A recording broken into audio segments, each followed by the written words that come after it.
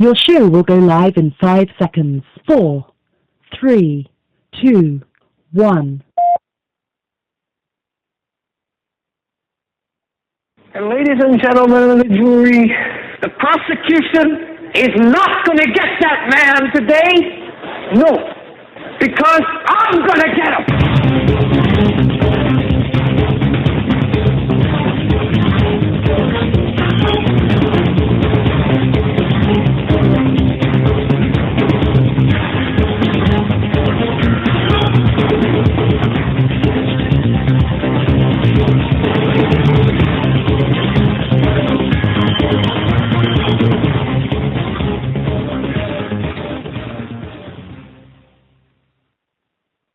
This is the Hagmann and Hagmann Report for today. It's Tuesday, March 5th, 2013. This is a live broadcast. My name is Doug Hagmann. Absent from the studio today is Joe Hagmann. He will be rejoining us back tomorrow. Just want to welcome everyone to a very special show tonight. Again, Doug Hagmann flying solo for the Hagmann and Hagmann Report, taking you through a maze of news, information, and providing you the analysis of the news that you need to know in these perilous times. I want to thank each and every one of you for joining us. We do have a chat room feature that is up and available. If you do go onto the link provided via the live link, the chat room is below. You can sign on and, of course, join the conversation. Now, I just want to let everyone know I do not monitor the chat room. Normally if Joe is here, I sometimes kind of sort of do, although it's infrequent. So I don't monitor the chat room. So what I will do, however, is look at the chat log thereafter after the show. And the reason I mention this is because I've gotten a couple of messages from people saying, hey, it's really rude to ignore you or ignore me and such. Well, you're talking to yourself, because I just don't look at this. Okay, just to let you know, setting the ground rules here. I will open the phone lines during the last hour of the show, after we cover some very important information. One thing I'd like to ask, the only time I do normally monitor the chat feature is when there are audio situations, or we think there are audio situations. Folks in the chat room that are listening to this, can you hear me okay? Does the sound all right?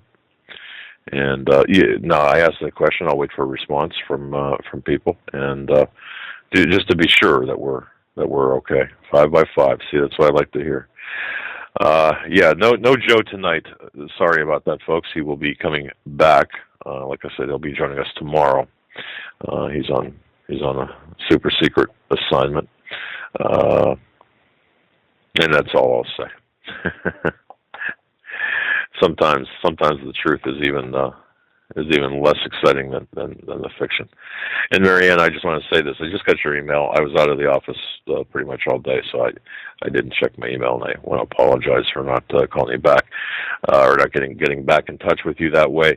And of course, I think you probably understand why. Now, that said, folks, there's a lot of news that's out there, and a lot of news.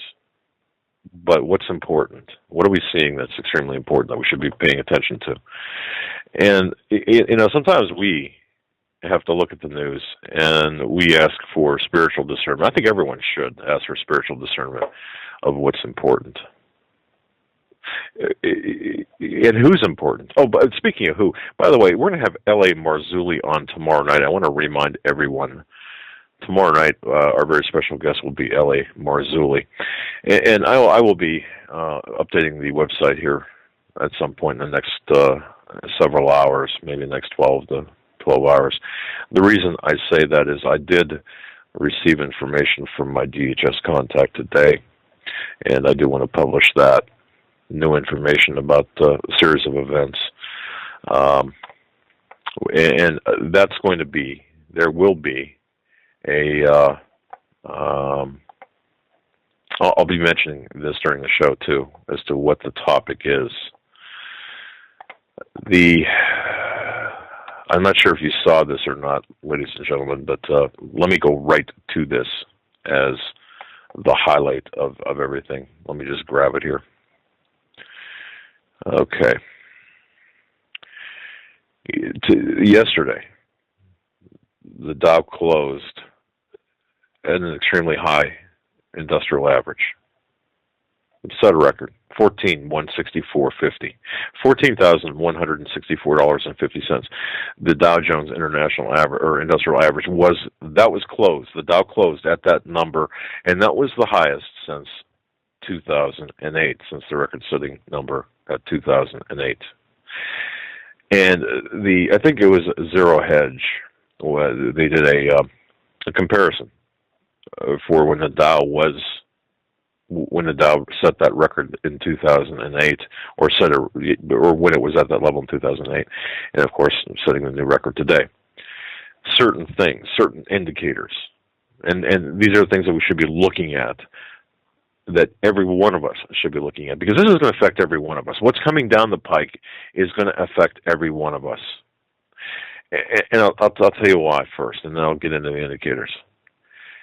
Remember, and you may not, folks, but on February 20th, 2003, 10 years ago, roughly, a deadly fire caused by the use of pyrotechnics resulted in the deaths of, I believe it was 100 people, injuring 230 more at the Station nightclub in West Warwick, Rhode Island. Now, according to official investigative results, it took less than 6 minutes for that nightclub to be fully engulfed in flames and completely destroyed, burnt to the ground.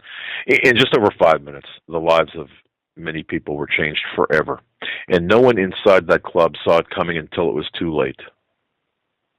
No one. Perhaps a few. I shouldn't say no one altogether. Perhaps a few, but precious few.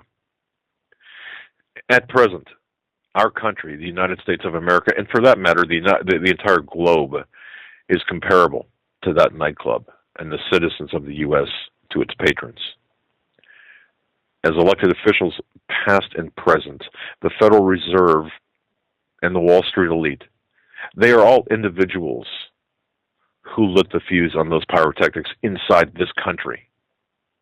They are the arsons who are intentionally burning our country to the ground inside this country, using the analogy of that nightclub. Others, and there are others, who are intentionally blocking some of the exits. And I have to say, there was one person during that fire that actually blocked an exit, according to official reports. So wouldn't let people out because the exit was for the band only. Apparently he didn't get the memo that the club was on fire. I've noticed something different. I've noticed something on the internet where there's this tendency of people to call what I'm talking about doom porn. Have you seen that term? I find that extremely offensive. I find that interesting as well. But doom porn. Think about that. It's almost as if people are saying, "Well, you get off on, or you enjoy talking about this doom and gloom stuff," and it never happens. All the things you talk about, it's a fantasy. Is it really? Well, look, with the Dow hitting a new record high, I would undoubtedly be accused right now of talking about doom porn, or if I wrote about it, authoring doom porn, especially by those who follow the Keynesian model of economics. When I talk about for example, for the stock market and for the Dow Jones, that among other factors, the Keynesian model of economics brought us to this very point in our economic history, and we're going to get into that a little bit. And it's not going to be boring. It's going to be actually, hopefully, instructive. But look around you, folks. People are still buying big-ticket items. They're taking vacations. They're living a relatively normal life, and they're seemingly unscathed by what's currently taking place, by what's taking place in the stock market. But they are clueless. Many are clueless. They're like the club patrons. Many are like the club patrons in that club fire, thinking perhaps that the flames that ran up the walls and over the ceilings, just for that early time period, just for that few critical seconds, that those flames, the flames going up the wall and over the ceiling, that was part of the act. A lot of people thought that, according to reports. They thought, well, never thinking for one moment that they could be in a position of danger. And isn't that, in a way, that normalcy bias, isn't that the way that people have a tendency to be? You go into a lot of, and I hear this when I talk to investigators who investigate different serious situations. Imagine going into a mall and hearing shots. What do you think? What's your first thought when you hear a bang inside a mall? Something fell or a balloon popped. You never think that there's an active shooting scenario going on. Maybe now you might, but 10 years ago, 20 years ago, you probably wouldn't. Now that your eyes are open a little bit, especially the listeners to this program. But you just don't comprehend that. You don't comprehend the serious nature of that. And if you think about that, that's where a lot of people are today. They hear that shot in the mall thinking it's just something that fell or a balloon popping or just something weird until they hear the screams of the people. And then they know something is wrong. Same thing with the nightclub fire. A lot of people in this country are going to be just like those in that nightclub. 100 dead, 230 wounded, injured. And I believe there was 100 that escaped unscathed. Folks, that's kind of a dynamic, in my view, of where we're at right now in this country. We are at that point where that fuse for those pyrotechnics economically has been lit, and the flames are now showing. And wherever you are in that nightclub now being the United States of America, you need to find an exit. You need to find an exit and get out of the way. Now, are you going to fight the fire? Do you have the equipment to fight the fire? Well, probably not. But you need to get out of the way of the immediate conflagration. This is what and I'll tell you what that conflagration is.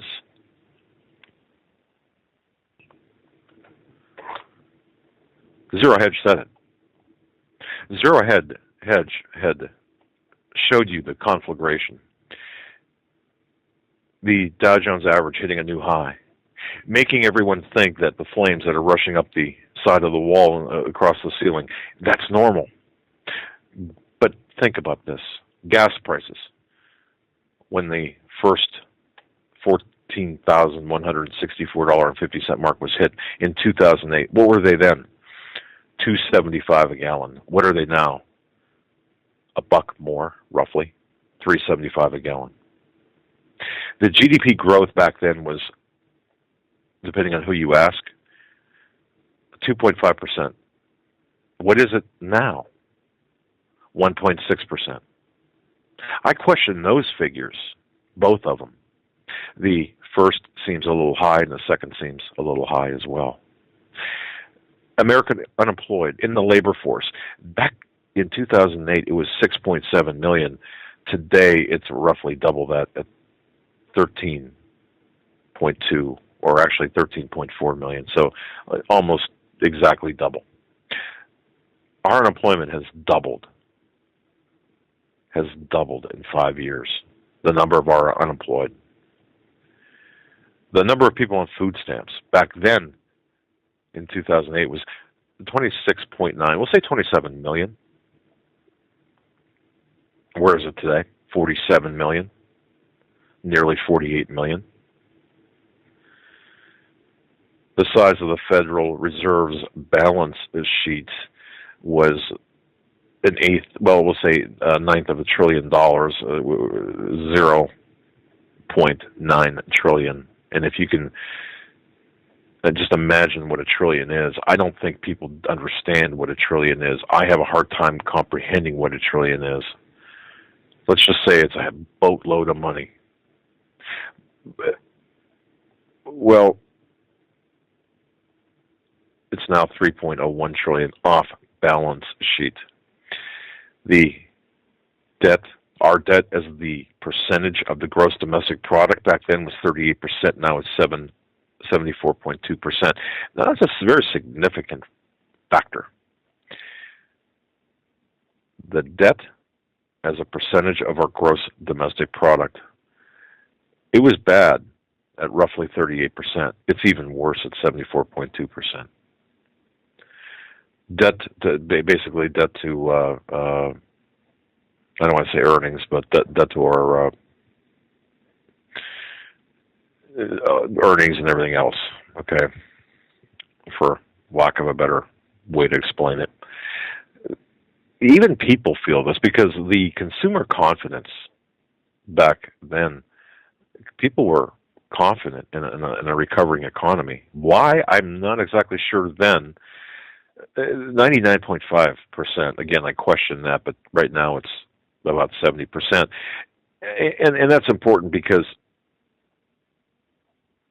the drive that the people have. This is what's taking place right now is taking the wind out of people's sails, making people feel helpless, making people feel, those that are paying attention, and making people feel helpless, making people feel like helpless and hopeless, I suppose. The average volume, New York Stock Exchange, per day was 1.3 billion shares. Right now it's 545 million shares. Look, what's taking place right now are high-frequency trades in the market. In other words, you don't have people in the pits, and where the people making trades, the people, the yellers in the pits. Basically, what you've got is an artificial, just an artificial computer-to-computer type of arrangement. They trade in milliseconds. The computers trade with each other in milliseconds. There's no human contact. There's really few in the pit trading. It's all computer. So the way the system is designed, by the way, and this is important. I've not seen this addressed anywhere. You've got computers trading with computers for trades of stock. But the way the system is designed is this: if there is the least a bit of a blip, of an anomaly, that grinds those computers to a screeching halt, and everything stops. Because, see, if you're a trader, chances are you're trading with an algorithm, and you're employing that, and there's like a stop-loss feature in that. But ask yourself this, and I think everyone should be aware of this. People say, well, you know what? I'm in the stock market right now. That's what people say. Or some people might say that. I'm in the stock market right now. Sure, I've got a 401k. And the 401k is based on stocks. I'm going to get out when things get bad. See, what I'll do is I'll wait until things get really bad, and then I'll sell. Or I see them getting bad, and then they'll sell. Or I'll wait until the very last moment, until the flames are really close, and then I can sell. But here's the thing. There's got to be somebody on the other end to buy. The only people that are really, the only people, and the only real trades that are going on are people at the highest level of this Ponzi scheme that know what's going on. Those are the only people. Unless you're one of those, you're going to go to sell your position, and I'll tell you what, you're not going to have anybody to buy. What are you going to do then? You're going to watch your 401k. You're going to watch whatever you have as a retirement plan become dust, evaporate. The numbers just go away. And it's the very architects of this fire that are in office today and have been in office before. And it's not limited to the Progressive Party, formerly known as the Democrats, or the Republican Party. It's both. It's both, and it's each and every one of those people. It's the Fed. It's Ben Bernanke. It's the Treasury Secretary, both present and former, Timothy Geithner. And before that, it's the Fed chairmen, the other Fed chairman, Paul Volcker and others. They are the arsonists. They are the architects of our demise. And we have to understand that. And we're going to be getting into that. I'll be getting into that a little bit more here shortly. But just understand this. The country today is just like that station nightclub in Rhode Island. 5.5 seconds. It went from just a normal night for everyone inside there to death, destruction, mayhem, fully engulfed. People's lives were changed forever. And very few, if any, inside that club saw it was coming until it was too late. That's where we are today in this country. And I got to tell you, a lot of the people that were killed at the exits. They were killed trying to get out of the building. They were trampled. They were crushed. They were stuck because you can't have 5 people going through a doorway at the same time and then have another 5 trying to climb over those 5 and have another 2 trying to climb over those people. And so, too, will it be in the United States. Some believe that what we are witnessing with regard to our economy and the health of our dollar is under control, that what we're witnessing is an orchestrated type of high with regard to the Dow, and everything is orchestrated. It's all under control, and believe me, in many respects, they are correct, 100% correct. The difference, however, is that the people in charge of the pyrotechnics of our economy and our nation are psychopathic arsonists. They are working for people, or are people who want to bring in a single one world governance that has a one world economic system. And if you don't believe me, then explain to me how those numbers that I talked about make sense. If you're listening to this broadcast, or if you have maybe an associate who says, it's doom porn, it's all a bunch of hooey. Oh, we've heard this before. When's the economy going to collapse? Oh, we heard that back in the Bush days. Oh, we've heard it. We've always heard this. If you are like that, or if you know someone like that, ask them this question: when have we seen this situation in history before, where we've had this artificial high of the Dow, where all the trades are computerized? The volume is computerized. It's all just a bunch of computers talking to each other, and there's no real human-to-human contact. It's called churning, if you will, in the system. And then the precious metals, for example, silver and gold, look at the prices compared to the other factors. Anyone who understands any basic points of economy, when your dollar, your monetary system is devalued, and our dollar since 1913 has been devalued about 97% or greater. That's right. Think about that, 97%. It's a fiat currency. So, but when you have that and you've got precious metals, the value or the cost or the price going down, how does that make sense? And you've got a high Dow. How does that make sense? In what world is what we're seeing make sense? It is an obvious sign. It is an obvious sign that the game is rigged. There's external influence. There's no other explanation. There's no other explanation. No economist can give you a logical, reasonable explanation on what's taking place unless they admit the game is rigged, number one, or number two, they just lie to you. And because they don't believe you've got the mental capacity to understand what they are doing or what they see happening. Why? Because I've got mine. That's their thought. I've got mine, or I'm getting mine.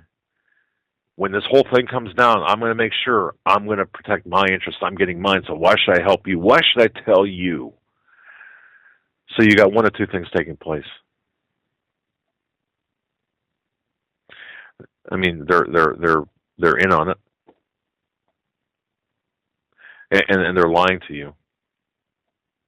Well, I suppose you know what that's really about or they don't understand it. And I don't, for one minute, believe that they don't understand it. Especially if you have an economist. But if you've got somebody, and that's the thing, people who are right now, and I've convinced not a lot, but I've convinced some people who in the recent past, have not believed that we're in trouble, to take a look at the factors I just talked about. Take a look at the reality. That's all you need to do. Take a good hard look at what we're seeing, and you'll understand that none of this makes any sense. None of this makes any sense whatsoever. Does it to you? Of course not. No, you folks understand what's taking place. So the accusations of doom porn, as far as I'm concerned, fall short and are impotent with respect to the facts. The facts prove where we're at. But a little more, too, because I find when I look at the news, I mean, how much can we talk, for example, about how many times can we talk about the DHS increasing their ammunition and their assets and the movements of the DHS? How many shows can we dedicate to that? Are you getting it yet? I mean, we can spend the whole show talking about it, but if you can't find that, if you can't stumble across that on the internet, wow. Or if you don't have any idea what's taking place, that we are going to become slaves, that there's going to be civil. But in fact, I will get into this a little bit more. But I'm not going to talk about the same headlines and regurgitate the same headlines we see over and over again. But look, if people don't understand what's going on right now, wow, you're going to get stuck in the stampede out the doors of what is known as the United States. Now, I'm not talking physically out the doors, but metaphorically. You've got to get out of the way. You've got to get out of the way of what's coming. And by getting out of the way, I'm saying, don't be a victim because you don't believe your eyes. Okay, when you look at the Dow Jones and you look at everything else around you, does it make sense? And you call your broker, and you say, "Look, I want to get my money out of the 401k. In fact, I'm going to get out." And your broker says to you, "Who you been listening to? Why? Who you been listening to?" Well, they're trying to stop you. They're blocking your exit. You've got to get out of the way of what's coming. And that I pray that everyone does do that. In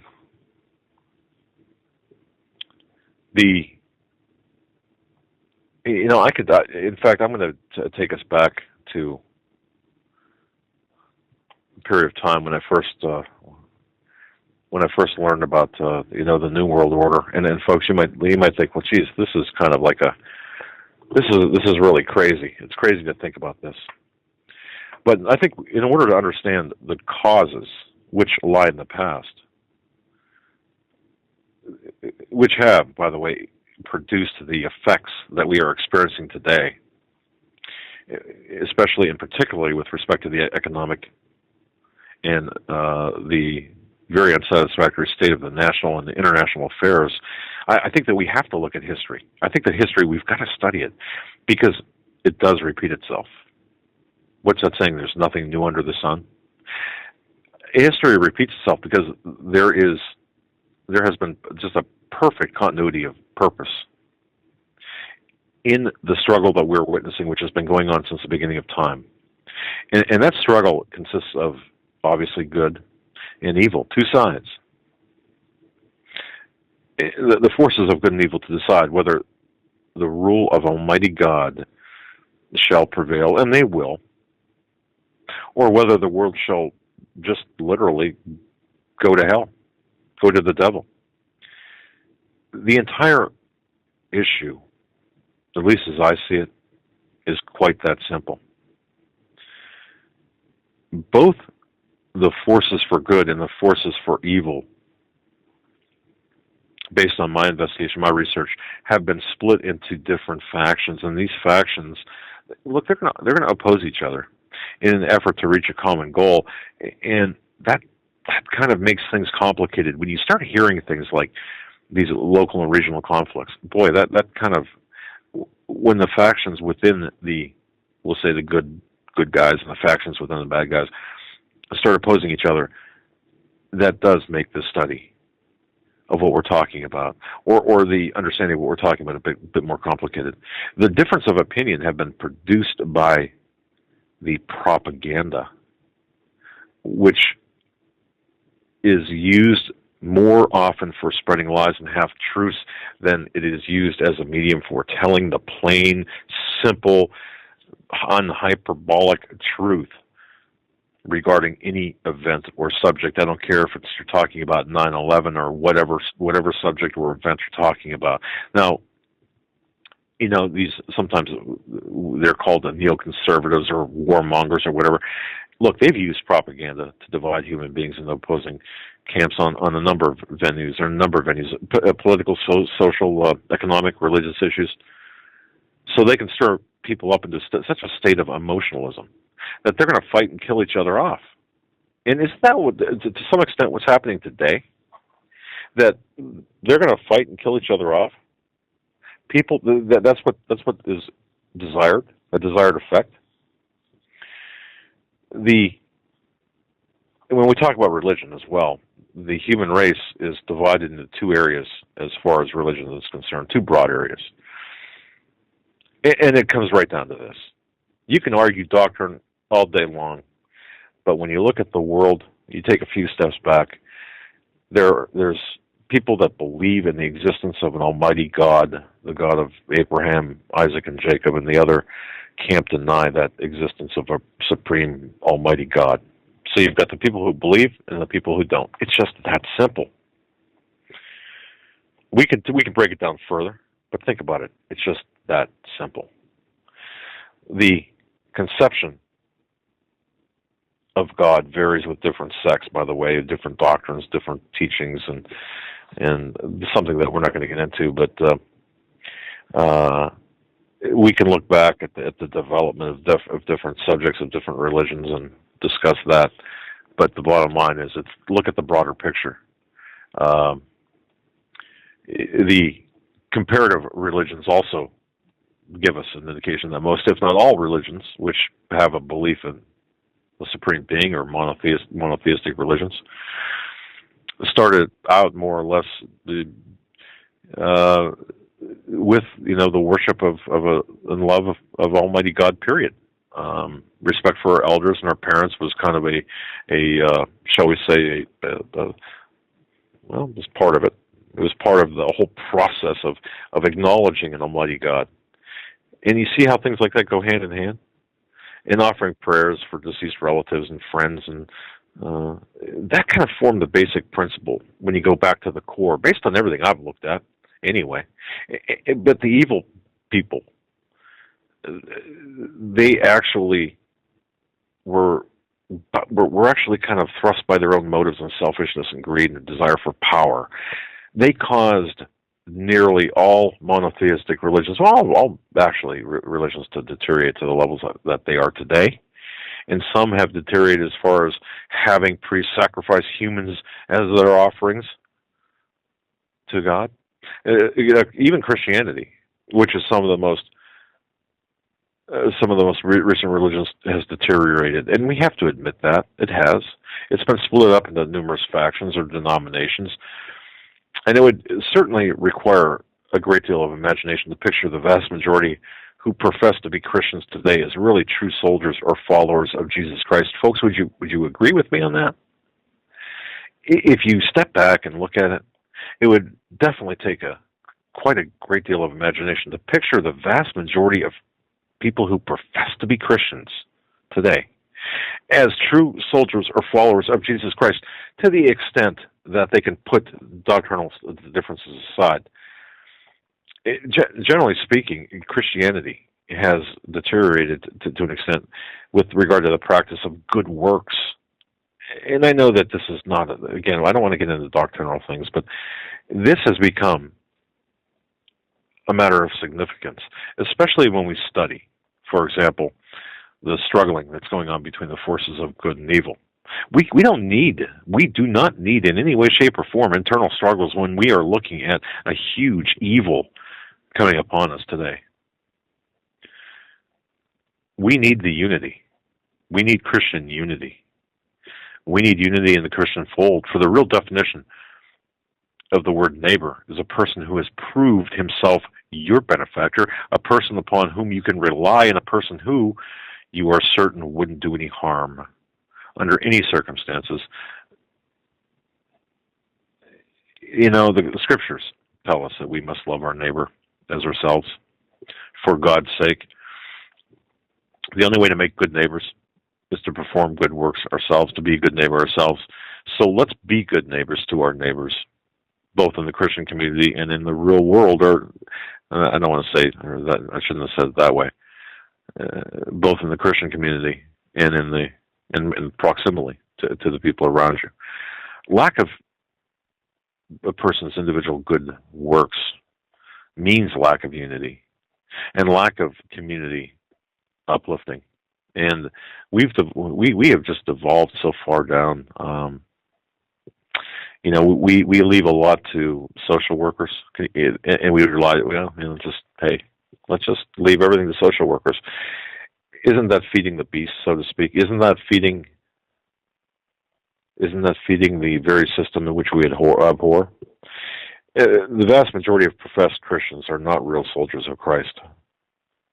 That's my belief. Now, I don't want to go too far down this road, but I've seen, having talked to Steve Quayle, having talked to Greg Evenson and others, I think I can make that statement without really, and I'm not talking about people that listen to our program necessarily, but every card-bearing member of either the communist or Nazi parties, you know, they had to swear, give unlimited obedience to that leadership, whether it was communist or Nazi, to devote every waking hour to the furtherance of that particular cause, and contribute part of his or her income toward the financing of the party's activities.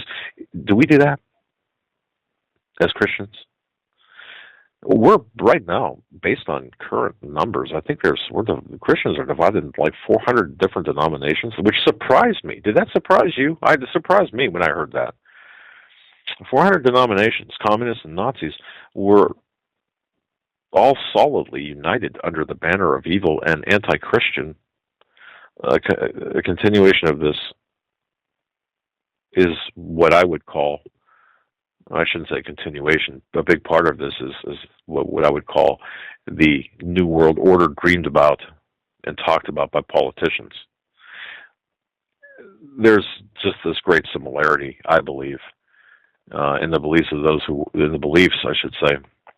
of those who worship a God, and the Almighty God. Well, you know, I'm just not going to go down this road any further. I think you folks understand what I'm trying to say. We all have to unite.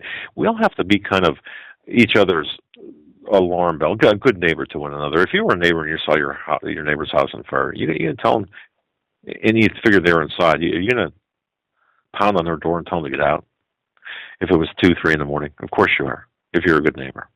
And this is where we're at right now, to kind of bring it back to where we started. Let people know, to the best of your ability, that the arsonists have lit the fuse, and the pyrotechnics and the flames are going up the walls and hitting the ceiling, the economic flames. It's that bad. This is where we are. It's that bad. And what's it going to look like? Are we going to have 5 seconds, or 5 minutes or 6 minutes to get out of the way? Or are we going to have, is it going to be longer? Look, I don't have an answer to that question. All I can tell you is it's a fire caused by these arsonists, psychotic arsonists. Started long ago, as a matter of fact. But we got to get out of the way. We got to watch. And see, part of the getting out of the way is also preparing as well.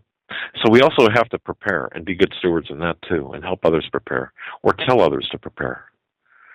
And this is something that I definitely want to make sure people understand, that we do help others to the extent possible. But what we've done since 9/11, we've sacrificed our own liberty in the name of security, and see how far down this road are we going to go. After 9/11, I mean, this has been creeping up throughout the ages, but once 9/11 hit, 9/11 was the hinge moment when we decided to call enough. We said, this is enough.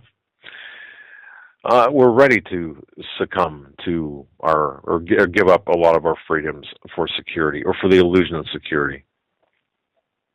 But see, the old deception used for centuries by the elite, and when I say elite, I'm talking about the people in power. If you want to call them the Illuminati, that's I would call them that. I would call them the people that have this information, or at least the inner circle, whatever you want to call them. The goal of the operation is social engineering of the world's population to this moment in time, and even beyond. There is not one shred of doubt, after listening to various people over the last numerous programs about 9/11. There's not one shred of doubt that the event was orchestrated. Now, hear me clearly. Was orchestrated by a very small group of people that are really running this planet. All right. Think about this, by the way, and I'm going to take you back because, and all of this can be verified, but think about the fact that George Herbert Walker Bush had a joint bank account with Saddam Hussein during the first Gulf War.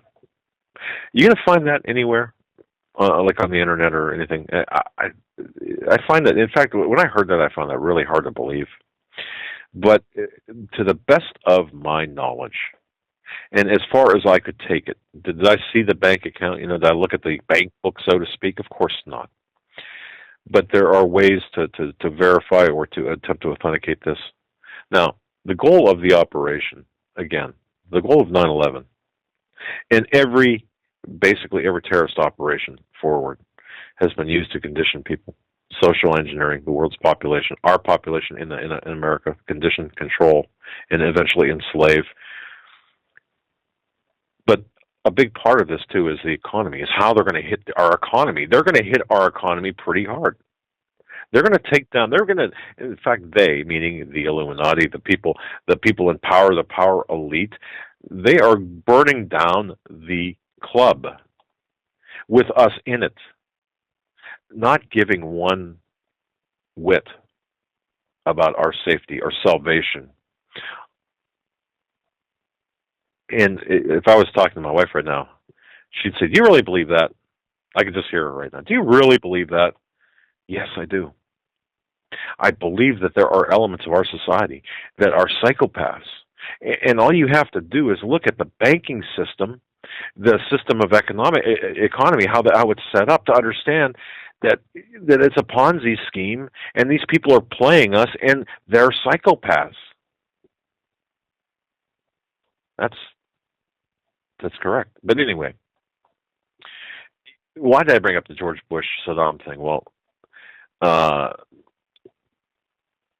things are not what they seem. If that could happen during the first Gulf War, during Desert Storm, that should tell you something.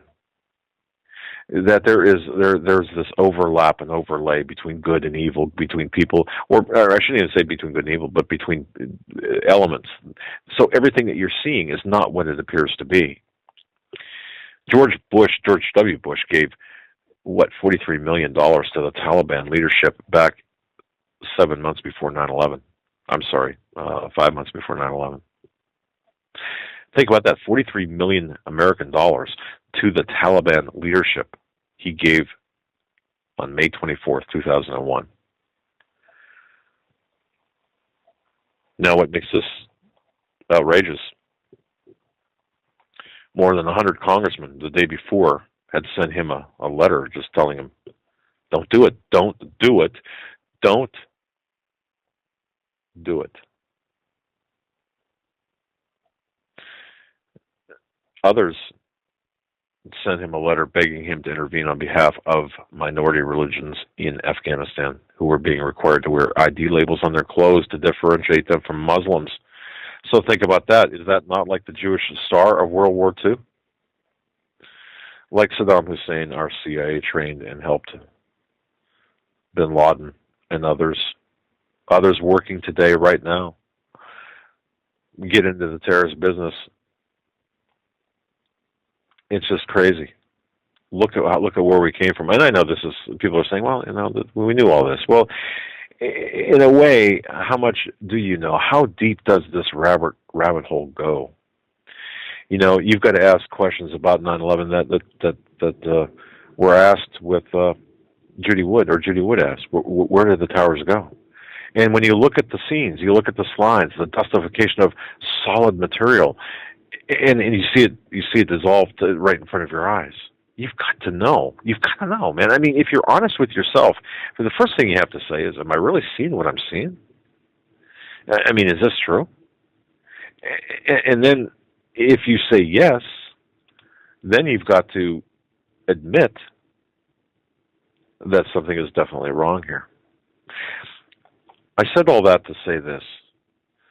What was started back in the in the 1600s, whatever, 1700s, as the Rothschild, with the Rothschilds and the Rockefellers and stuff, is the Illuminati, is carried through today.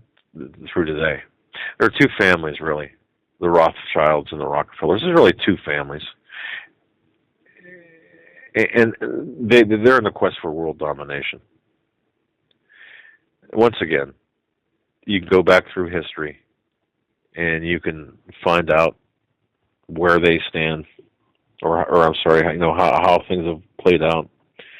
You can go back through and understand that America financed both sides of of World War II. Then, in fact, you can find that the Illuminati, if you will, financed all sides of any conflict. Think about that. Imagine you, as a wealthy individual, financing both sides of a conflict. Look into the lineage, by the way. Well, you've heard of Aleister Crowley, folks. Look into the lineage of people like Winston Churchill, Jimmy Carter, Bill Clinton. Who's Bill Clinton's father? Real father, biological father. If I said it was Winthrop Rockefeller, would you be surprised? Or would you throw me in the loony bin? I don't know. Look at the lineage of Churchill, or even George Prescott Bush and James Earl Carter. Are their fathers, or do they have the lineage that would entitle them to certain power, a certain level of power within the, shall I say, the Illuminati? And why is this important? Why am I even talking about this? Well, because to understand the effects of what we're seeing today, and there are effects, we have to look at the causes. What are the causes?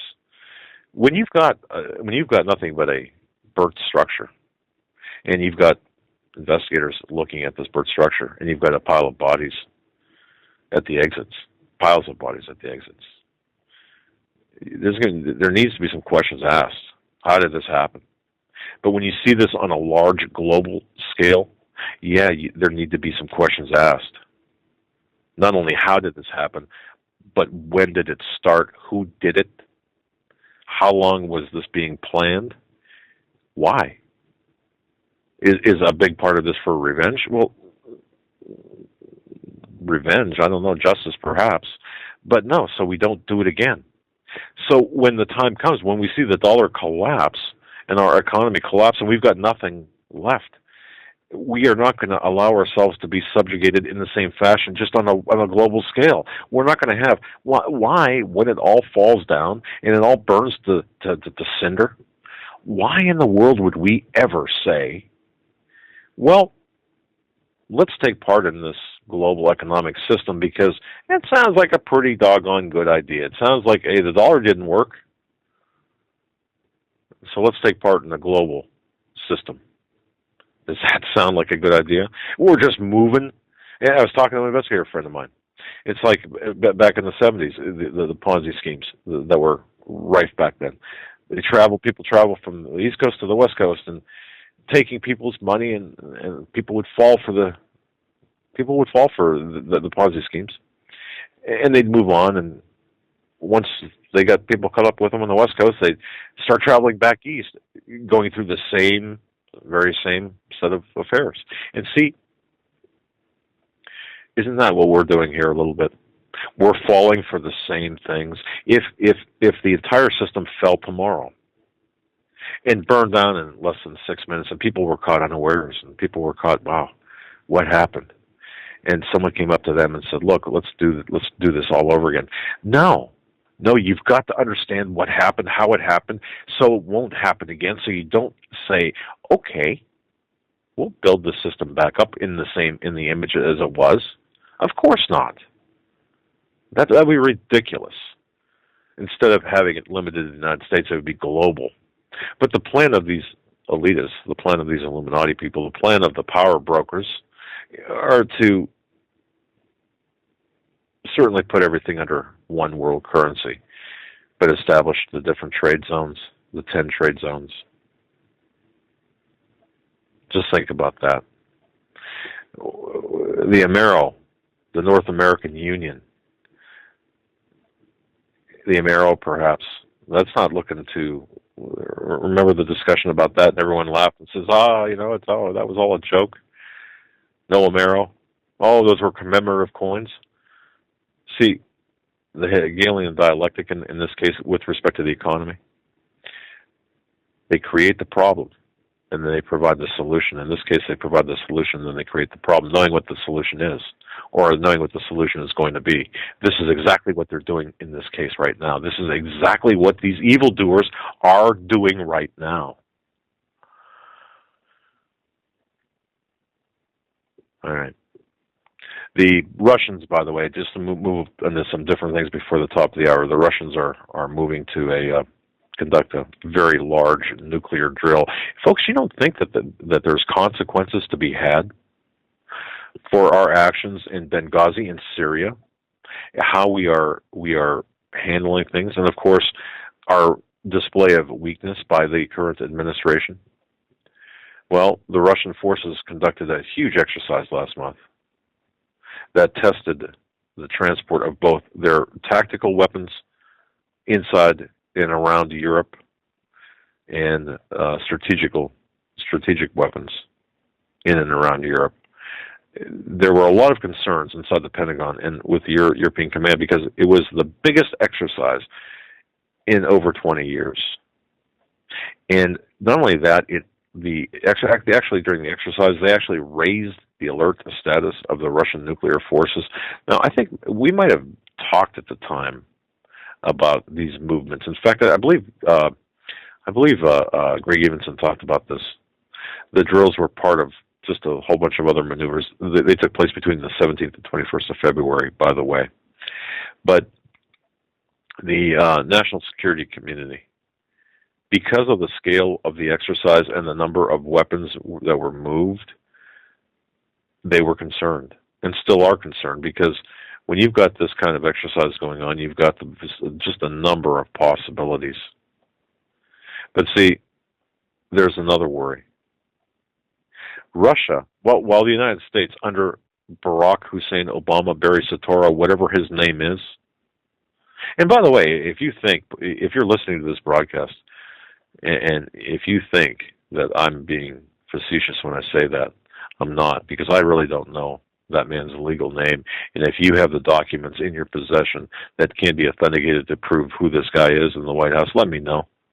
So until that time, until that you actually provide me with the physical documentation, I'm just going to say that. Shall I say? It just makes me think of the guy, Prince. Remember that musician? The what was it? The man formerly known as Prince. Never mind. But look, Russia they're increasing their preparation of the nuclear forces. The new U.S. Nuclear complex is not. No, we're not. We're actually drafting down. Russia, China, they're drafting up. There's a lot of things going on too. North Korea, and this is something we have to watch because North Korea, they're acting up again.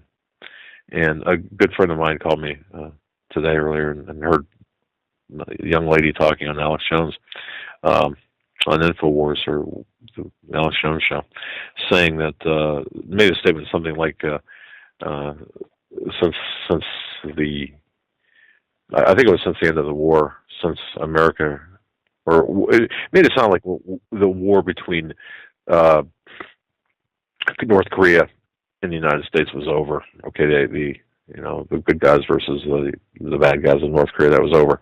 Well, no, there was a ceasefire, but there was never an end of the war. So technically, we're still in a state of war with North Korea. But North Korea is starting to act up again. And folks understand this. North Korea is a proxy of China. There's nothing North Korea will do or can do that will not have the approval from or the facilitation by China. Think about that. Just like what's going on in Syria, Iran, they're all proxies of Russia. So by proxy, we're at war with Russia. By proxy, we're at war with China. And if you think about this, it's kind of frightening how quickly, because of our lack of readiness, how quickly that we could be overtaken. Now the movie Red Dawn, the new one, North Korea, doesn't seem so far-fetched now in a way, does it? But while we're cutting our troops and cutting our forces or cutting our assets, Russia, China, they're building up theirs. You think that's by accident? No, I don't think so. I don't believe so. One thing I saw today that I'm kind of interested in, I want to know exactly why. And in case you didn't hear this, the White House is closed to visitors beginning next week. Now, some say it's because of the sequester or because of the debt issue and what have you. I don't know. I don't know what it is, but so all tours are going to stop next week. I'm not sure what to make of this. Like I said, I think there is an argument to be made that the White House being closed for tours I think that an argument can be made that it's being used as a political ploy. Whether or not, however, that is the truth, the real truth. I don't know. All right, folks, you're listening to the Hagmann and Hagmann Report. This 5th day of March, it is a Tuesday. I'm running solo. My name is Doug Hagmann. Usually with me is Joe Hagmann. He's unavailable tonight, but we'll be back tomorrow. We'll be right back after these brief messages. Please stay with us. Oh, and by the way, we'll be taking your calls. I'll be taking your calls during the final hour. That's hour 3. For those interested, 661.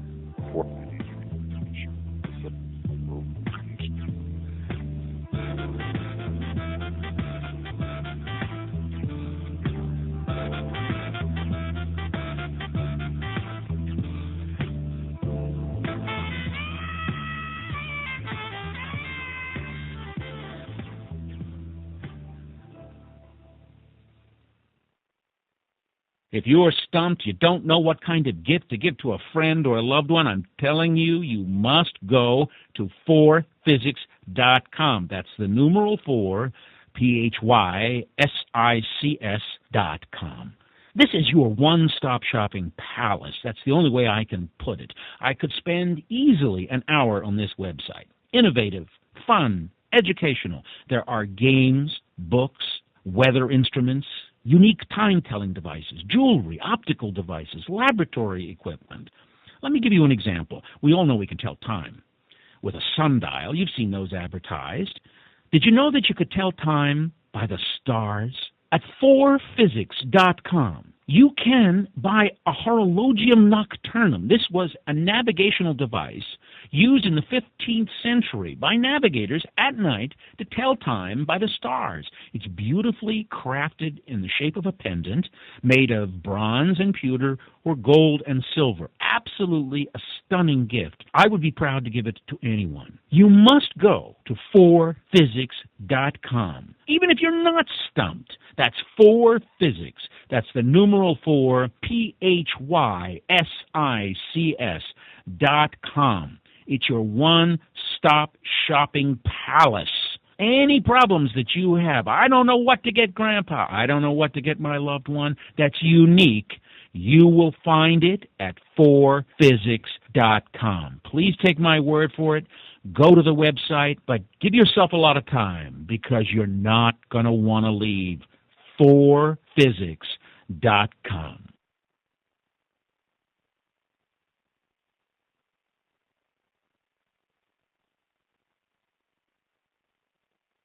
Hi folks, Doug Hagmann here. You might know me as the co-host from the Hagmann and Hagmann Report, or as a frequent guest on Coast to Coast AM with George Norrie. If you're like me, you're tired and confused over today's headlines. You just don't know where to turn for accurate, concise information about really what's going on, what's truly going on in today's society. If you don't know where to turn for accurate, well-researched, and properly vetted news, I've got a suggestion.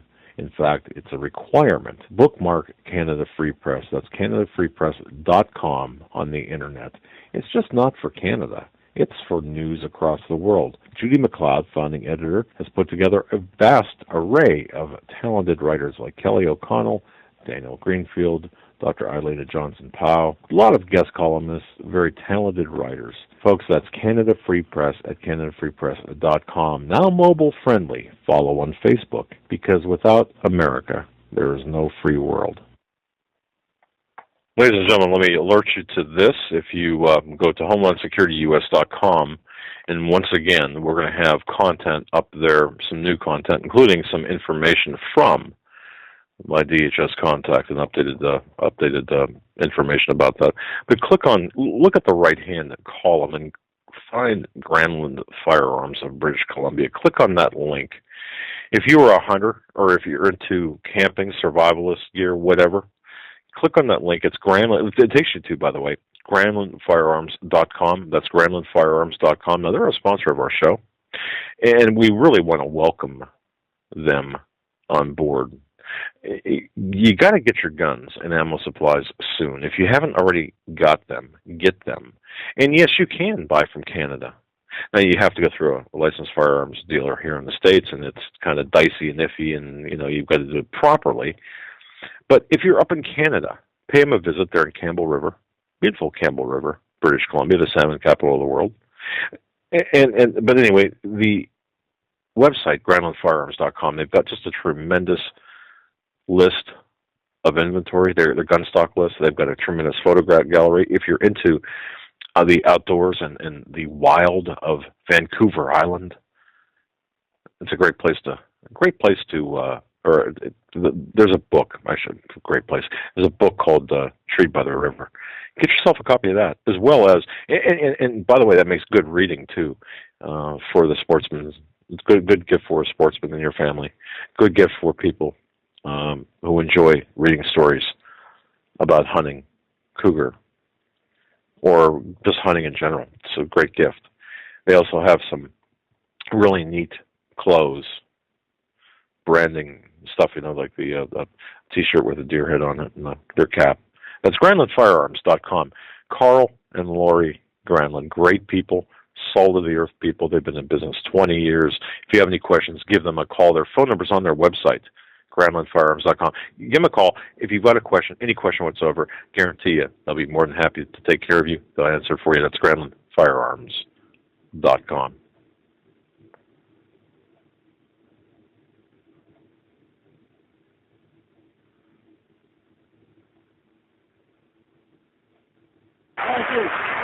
Since President Obama took office, the country has seen the largest rise of people on food stamps ever. Well, everybody using out here in D.C. because we all out here struggling. An estimated 47 million people now depend on the Supplemental Nutrition Assistance Program to put food on the table. That's 1 in 5 adults and larger than the population of Spain. A lot of people don't have the support that they have or have good jobs, so the big farmers not around to support the kids. So they have to go out, it means they have to get public assistance to help to feed their children. Here's what they call an EBT. Since 2008, food stamp use has spiked over 50%, and so have instances of fraud and abuse. One example of food stamp fraud, selling your card for cash. And Washington, D.C. has one of the highest percentages of recipients applying for 4 or more cards. So once a person claims that they lost a card, they go to an office like the one across the street and apply for a new one. Abusing food stamps angers people like Tina, who has health problems that make getting a job difficult. Why? Your food stamps are selling like people like me that really need food and stuff to survive. As the largest program in the USDA, food stamp benefits cost a record $78 billion in 2011 alone. Critics worry that as the food stamp program expands, it creates more opportunity for fraud. As the program gets larger and more people participate, there are certainly more opportunities for fraudulent behavior. The spike in food stamp use is due in part to the ailing economy. But the real reason for growth, critics say, is due to eligibility. More people are eligible now than they were prior to 2009, and that has accounted for a great deal of the increase in the number of people now eligible for food stamps. It has not been because of the economy. For now, the number of people that are on food stamps is only expected to grow. But some that depend on the program have hope that better economic times are ahead. I'm not a politician, but I can tell you this, that I think that Obama going to make it greater for us, you know what I'm saying? In Washington, Liz Wall, RT.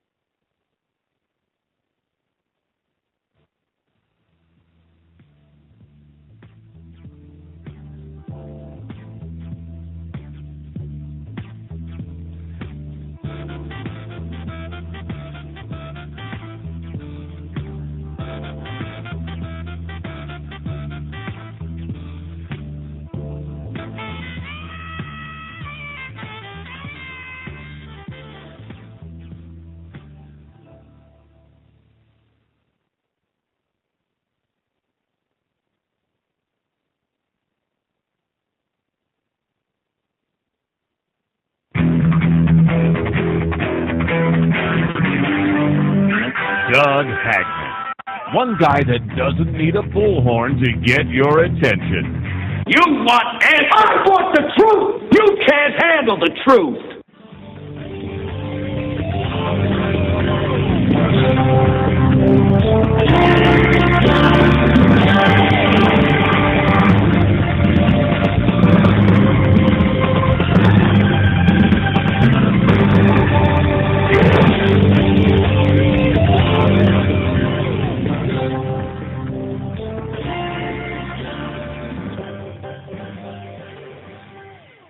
And welcome back, ladies and gentlemen, to hour number 2 of the Hagmann and Hagmann Report.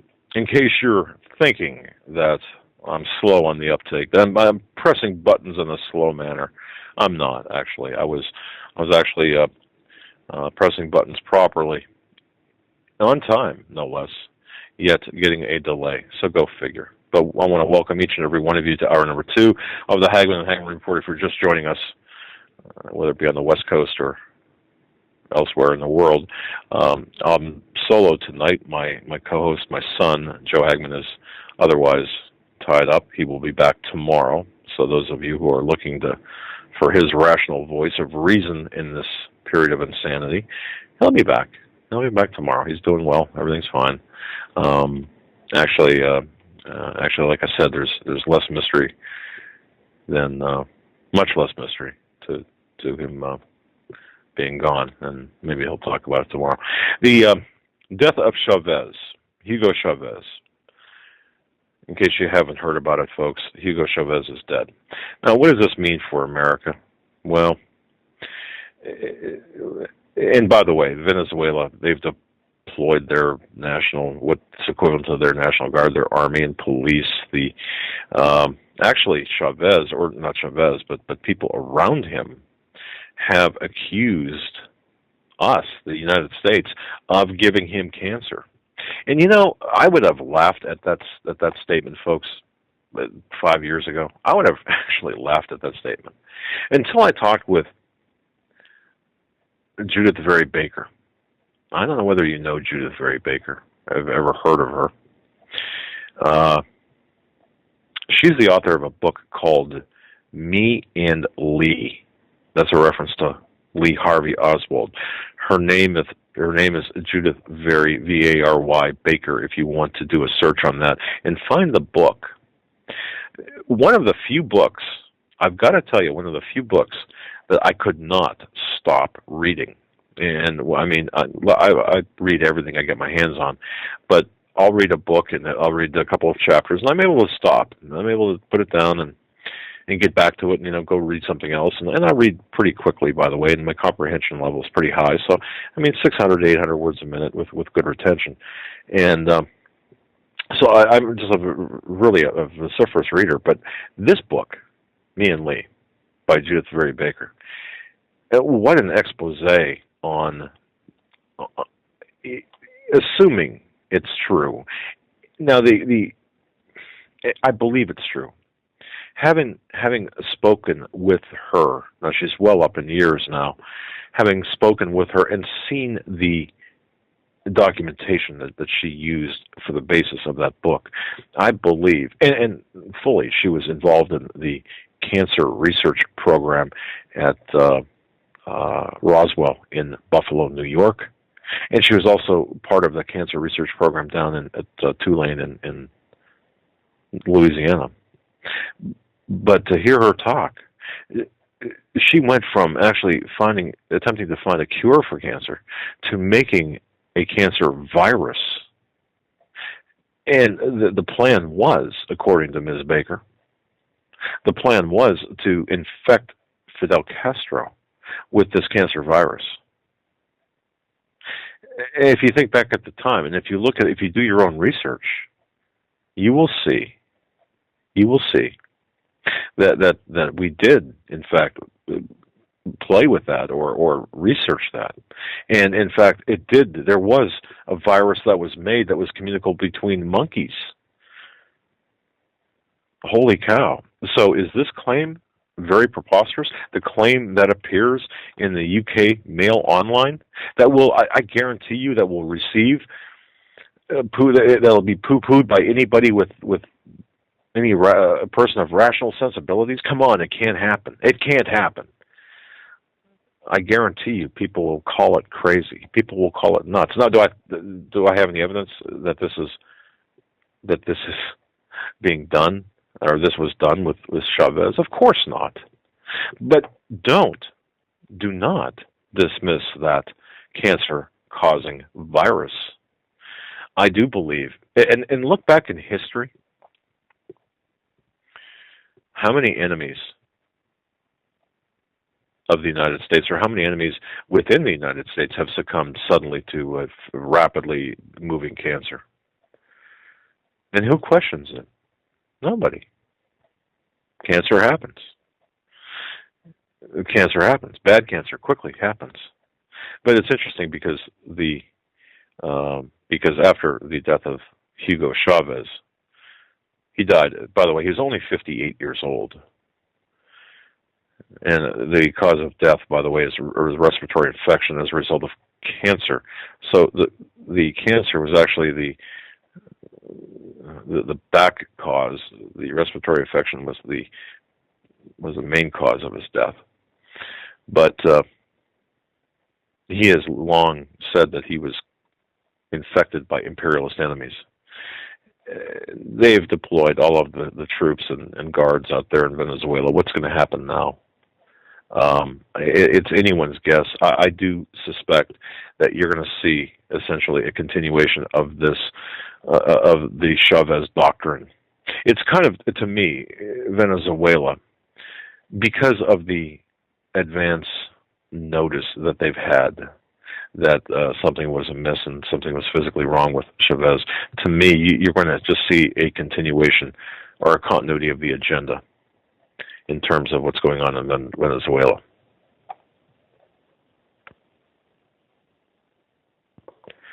Nothing like dead air there, right?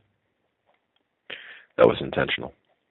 And folks, I'll tell you what we're going to do it to give you a chance as well, because although we do have a lot of things to get to, we will be opening the phone lines in the third hour, 661-244-9839.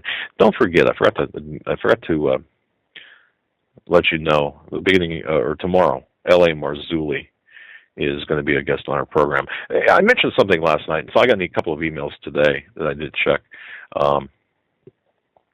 The person I was referring to, we're trying to get Pat and or Debbie Boone on just for half hour, 15 minutes or so, just to check in and get their take on what's going on. It's Pat Boone is a great guy. Debbie Boone is a great lady. It's kind of funny because I was talking with somebody close to them, and I've talked to them here in the recent past. I was talking to somebody close to them. She says, "Yeah, Debbie sang at my wedding," and I just envisioned my wedding. Yeah, she sang at mine too, except she was live with you. Mine, she was on a vinyl record. But anyway, so hopefully we can get both of them on or one of them on. I think it'd be a great show. I don't know if no, I didn't have to burp, Monica. I was and white shoes. See, I'm going to the chat room this time. And I do read, by the way. So you guys be good out there. I do read these chat logs afterwards. I can tell who's been good and who's been bad, and I can tell who's been naughty and nice. I know. All right. Okay, but anyway, back to the hard news. And it's something, you know what? Sometimes, folks, I got a couple of emails say that really kind of. I don't know. It made me think a little bit. There's a lot of people that are caught up in this. I had mentioned doom porn before, but they're caught up in this spirit of helplessness. Look, and this is where Joe comes in very, very good. Joe's really good at talking about that and about how we can avoid being caught up in that spirit of helplessness by looking at the Bible, reading the Bible, following the Bible, and that's what we need. I mean, that's it. Don't get that feeling of hopelessness. It's not worth it. It's only going to take you down. I mean, it's only going to take you down. What am I? What kind of language is that? See, and you got to laugh at yourself too. You can't take yourself so seriously, as serious as others, do on their broadcast. Sometimes you have to just stop and laugh. Sometimes you got to have to take the dog out for a walk. Sometimes you got to go look at the blossoming flowers, unless you're, of course, in the path of this horrendous snow. And then you've got to go out looking at the marvel, at the wonders of this snow. And I should talk, and I should talk about this storm as well, because I find it a little bit freaky, even though it does kind of have its precedent. I still kind of see this storm as a little bit freaky, and I see some things going on. If you listen to the broadcast with Judy Wood with the type of Tesla technology that we reportedly do have, and this, by the way, is confirmed to me, we do have Tesla technology. The intelligence services have that. The government, the bad guys in the government, or even some, I mean, the people who are trying to take this country down have this technology. Or shall I say the power elite have this technology, or have access to and have the ability to use this technology. So, don't discount, for example, the freaky nature of these weather Don't discount weather modification is what I'm trying to say. Don't discount the like I did, the chemtrails. Question why they're there, and search for, and do your own research and search for answers, but don't discount it. Even though some people say, "Well, it makes you look like a real Looney Tune." Well, who's the Looney Tune when you watch the video of parts of the Trade Center just turning into dust right before your very eyes? I mean, are you going to fall for the official narrative, or are you gonna believe what you're seeing in front of your eyes? I prefer to believe what I see rather than the official narrative. Now, I did get an email. I want to address this. This is from Phoebe. Phoebe writes to me. She says, I've been listening to your show for a few weeks, and I've learned a lot, but I'm still confused quite a bit. I can tell that she's listening to our show because that's most people are. Last night, the 4th of March, you mentioned that we have let things go to where they are because we have not stood up and done anything about it. And then the email says, I think Joe said something about going to Second Amendment rallies. Now, the last time Greg Evenson was on your show, he said the SWAT teams will burst into our homes because they know who has guns and they will kill us. I think he said they have photos of everyone who goes to these rallies in gun shows, etc. I don't own a gun, but I am a U.S. Air Force veteran from the 1970s, and I don't want our Constitution dissolved, she writes. It sounds as if it's too late for us to really do anything. It is like when we were in grade school and had those drills to hide under our desks. Now, the younger people listening to this program will remember nothing about those drills because you didn't have them, but we had them. I remember those. The siren goes off, and if we're being attacked by a nuclear bomb, how to save yourself is to get under your desk. That'll help. Remember those drills? To those people old enough, and you know who you are, remember those drills? Get underneath your desk. That'll save you from the nuke. Well, and I mean, obviously some cover, depending on where, if you're far enough away from a nuclear blast and, getting away from the glass and such. I understand that philosophy, but hiding underneath the desk is not going to protect you if the bomb is close enough now to really hurt you. But you get the idea, okay? But see, Phoebe represents a number of people that have emailed me like this, and I just want to address this because I feel a responsibility to address this. Here's the fact. Every rally, pro-Second Amendment rally, according to the DHS contact individual known as Rosebud, and again, that name is, there's nothing super spy versus spy with that name, but it's just a name that we use. According to my source, in the past and even today, every Second Amendment rally, pro-Second Amendment rally, every pro-abortion, pro-life, anti-abortion rally, every single cause group, meaning if you were just a pro-life person or a sovereign citizen movement, well, that's something totally different. But if you're a single cause group, for example, or if you are perceived as a threat to this administration, as a political threat, I'm not talking about a real threat where you're going to storm and overtake the White House and Capitol and all that. I'm not talking about that kind of threat. I'm talking about a political dissident threat. Each and every rally, peaceful rally, is under surveillance by an element of the Department of Homeland Security. So, Phoebe, where you got that was perhaps from something I said when Greg Evenson was on.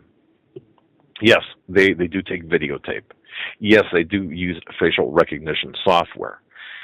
But they do blatantly elsewhere too. So it really doesn't matter. Does it matter if you show up or someone shows up at these rallies, even without a gun or even not owning a gun? Is it going to matter? It was just, Alex Jones had a lot about this recently, and Mike Adams, and the people, the regular people who talk about this, and us, about the recent, not deployment, but purchase of MRAPs. And the MRAPs are those funky looking things. They look like Humvees, but they're super, they've got all kinds of armor on them and little gun portals in them and such. And they look like, basically, they look like a washer or dryer on wheels. And it was said, the news was, well, these vehicles were purchased by basically all the states in the United States, and it came out to, if you do the math and if you really get into do the research, you've got just about one for almost every county in the United States. Now that sounds like a lot, and it is a lot.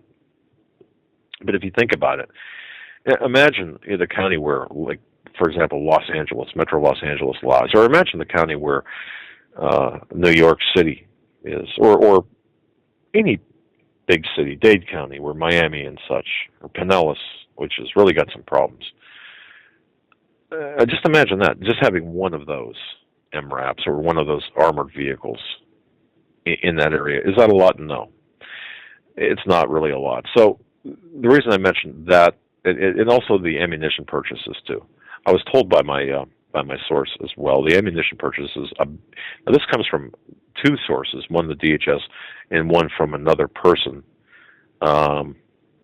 The ammunition purchases, a lot of the recent ammunition purchases are to slow down the purchases of the citizens to buy ammunition. Does that make sense? Yeah, it does, in a way. In a way, it does. Is there more to it? Absolutely, there's more to it. You see, because there, and I did do some searching on some internet forums, and I noticed people saying, you know what? People who are talking about the ammunition buyout by the DHS, 5 bullets for every citizen, every man, woman, child in America. They're crazy. It's not the truth. They're saying. I think one was like, I can't remember, Common Sense blog or something. I don't know. And this person said, "Oh, thank you for clearing this up," because he heard from this somebody a purchaser for DHS or somebody saying, "Well, the numbers didn't work out right." It was just what he was saying was what people like Alex Jones are saying, and Mike Adams, and even Doug and Joe Hagmann. Not true. This is all hype, and it's not true. Well, no, it is true. It's true. And what's not true is the explanations given on those types of websites to calm people down. What they're doing is they're trying to take a lot of this ammunition out of the hands of the American people, out of circulation, causing a backlog. But see, that's just one part of it. That's just one part of it. The other part is, yes, and of course they're going to use some for training. Some, please, don't send me emails now. I understand you don't necessarily train with hollow points. Some departments do train with what they carry. Although, and that's why these blanket statements really can get people in a lot of trouble, because there's an exception just about to every rule. If I came out and says there's no department in America, no police department, no federal agency, no whatever that actually qualifies with hollow points. No, that's not true. I do know of a very small. Just for one instance, I know of a very small police agency I've dealt with in Colorado that uses what they carry, and they carry hollow points. And and we do it. But is that the majority? Is that the norm? Of course not. So there will be people and people on the internet to bring it up and say, well, see, look, it's what you're saying is not true. You're just making big mountains out of molehills, and you're falling into this conspiracy nonsense, and you're engaged in doom porn. Well, that's not true. because what is coming is, according to my DHS sources, this. It's kind of, if you go back and look at the previous articles from my DHS source named Rosebud, saying that all of this is going to be revolved around the economy. Essentially, there could be other elements to it. There is no single point failure to the takedown of the United States. Please understand that. There is no single point failure to what their plans are. That is the installation of a single one world government. My goodness, I'm sitting here, I'm feeling like Mel Gibson in that movie, Conspiracy. Isn't it Conspiracy? I'm looking over where Joe sits. I've got there's an empty chair. I should probably put like a CPR dummy over there. I don't know. No, it's almost like I'm hearing me say this, and I'm thinking, like, my gosh, am I really saying this?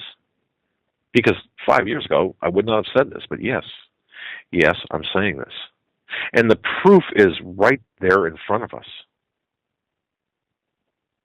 You know, today, and InfoWars has this too. No, I'm not doing a commercial for InfoWars, thanks very much. But now InfoWars has this. The drones, according to the information I have, by the way, yes, the government can use armed drones against you, meaning armed drones on American soil. We've been saying this for a long time. Lethal drones won't be used to target American citizens on U.S. soil. This from Eric Holder to Kentucky Senator Rand Paul. I'm sorry, wait a minute. Let me back this up. The headline at InfoWars is, yes, your government can use armed drones against you. Despite reassurances following the Christopher Dorner manhunt that lethal drones won't be used to target American citizens on U.S. soil, a letter from Holder to Rand Paul says otherwise. Boy, I left an important part of that sentence out, didn't I? Anyway, it's possible to imagine an extraordinary circumstance which it would be necessary and appropriate under the Constitution and applicable to the laws of the United States for the President to authorize the military use, or to authorize the military to use lethal force within the territory of the United States. That letter partially posted by Mother Jones. Now, folks, think about this. We've got 30,000 drones flying above the sky right now. Some of those are surveillance drones. Some of those are Predator armed drones. If you think for one moment we don't have armed drones flying above us right now, you're absolutely mistaken. We have both for surveillance and for interdiction purposes, or sanction purposes, if you will, carrying various degrees of armaments, types of armaments. But this is not new. This is nothing new. This has been going on now for, I believe it's 30-some months. I just want people to understand what they're seeing right now is the latter stages of what's taking place, which brings me back to the email by Phoebe, who said, it seems like it's too late, and it sounds like it's too late for us to really do anything. No, it's not. Now, what we need to do, we need to understand the problem. We need to, and if we have the ability to understand the causes of the problem and the effects of the problem. So in other words, as I referenced earlier, go back in history to find out where things went off the rails and who pushed the things off the rails, who's behind it. Because looking at this as a crime scene, like I would do, I would definitely look as far back as I can. When did this come off the rails? Who's behind it? Who's taking care of it right now? And then how can we fix it? Or at the very least, how can we get out of the way when things really go off the deep end or go into the deep end? How can we get ourselves out of the way? Kind of like that, the fire in the station nightclub. Recognizing the threat, acting on the threat right away. This is what we need to do. We don't want to be one of the trampled. And with all due respect, and my heart goes out to the victims of that nightclub, in any type of situation like that. I'm not using them as a crass example. I'm using them as a real example, and knowing that real people perished that day. And again, my heart goes out to them. But look, we don't want to be victims. but yet we want to be able to do something about it. So there are certain things that we can do. Don't think for one moment that just by going to, for example, by showing up at a Second Amendment rally is going to be problematic for you. And I talked to, just because, look, they've already got your name, your number, they've already got all that stuff 99 different ways and different means. And so that's already been passed. I mean, you're past that point. So the question, and this is brought up in the intent, I think, of the email, is are they going to use these MRAPs, these militarized vehicles and SWAT teams, are they going to use them to bust into your house and take your guns and kill you?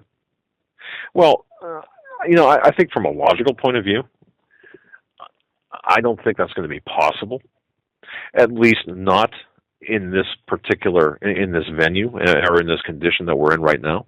But I'm sure there will be some very public examples made of some very public people, or some very private people who will be made public as threats to the security of our country, especially as the economy begins to unravel. The takedown and the takeover of the United States, yes, it's going to involve this. But and I'm speaking to Phoebe, and as well as anyone else who has this concern, do not stop what you're doing right now, because you might be afraid, even if you're older, even if you're infirmed or impaired or whatever, don't be afraid to take a stand. Because if you don't take a stand right now, there's nobody that's going to take a stand for you. Think about that man, and I talked to a good friend, the intelligence insider that I've got. I talked to him about that young man in Tiananmen Square, standing in front of that tank. Do you remember that photograph? That lone single person standing in front of that tank, stopping a column of tanks in China.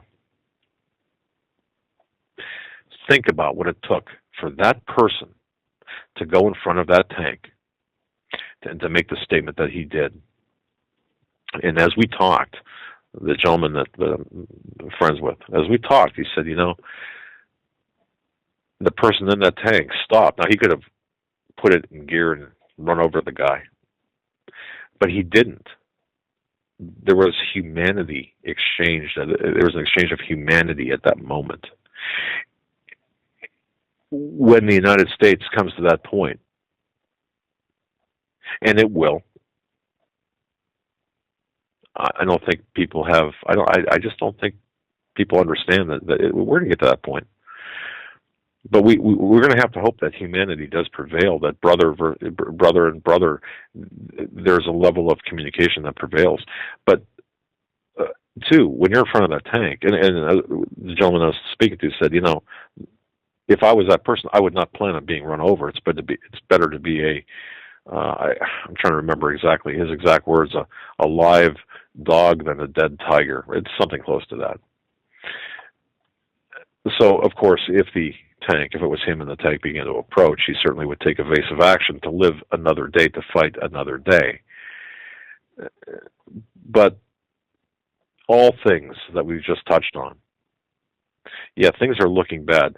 Things are looking like there's going to be war against the DHS and others, Obama's civilian security force, the armies of the elite, the armies of the architects of our demise, whether they're internationalists or nationalists, or whether they're from this country or other countries, whether it be the Soroses or the Rothschilds or the Rockefellers or whoever, the people of Bilderberg. And a lot of people dismiss the relevance of the Bilderbergers and the Trilateral Commission and the Council on Foreign Relations. Don't dismiss those people just because it sounds conspiratorial.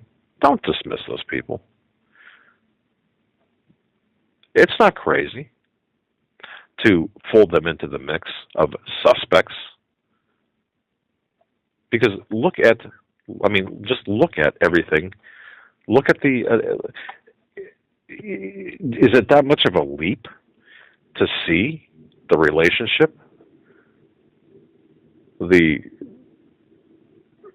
people, the relationship that, for example, the members of the CFR and Trilateral Commission and Bilderbergers, is it that much of a leap to see that those very same people that belong to that group are also the architects of our demise? Yeah, I don't think so. I really don't think it's that big of a leap. But anyway, I'm just looking here at a few things that are coming across the wire. I just want to just give hope to Phoebe and others. Look, with the rapid nature of things happening, and all the hyperbole, and everything that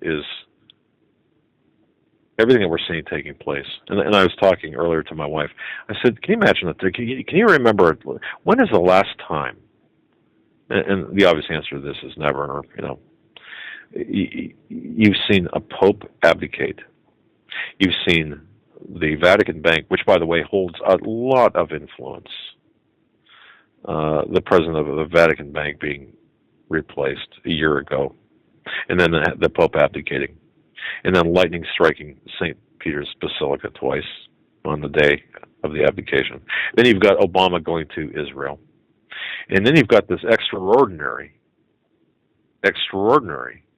dissension of locusts in Egypt and all various parts of the Middle East. And then you've got the economic indicators. You've got everything's upside down. It's like a hall of mirrors with the economy. When is the last time we saw this confluence of events? I don't think we have, at least not in the current incarnation. So is this all conspiracy nonsense? Is this muddling? Of course not. Of course not. It's not. But who brought us here? Do we need to know that? Sure we do. I believe we do. I was going through some research projects I had done, and I looked back and I looked back and I was wondering why we invaded Afghanistan, why we just didn't smite the Taliban and then get the heck out of there. Well, the answers are in the war machine, in the perpetual state of warfare that we have to have. See, the reason people don't understand, in my view, and you can weigh in on this here in another 18 minutes, and get in line now if you want to. It's 661-244-9839. Press 1, 661-244-9839. Press 1 to talk.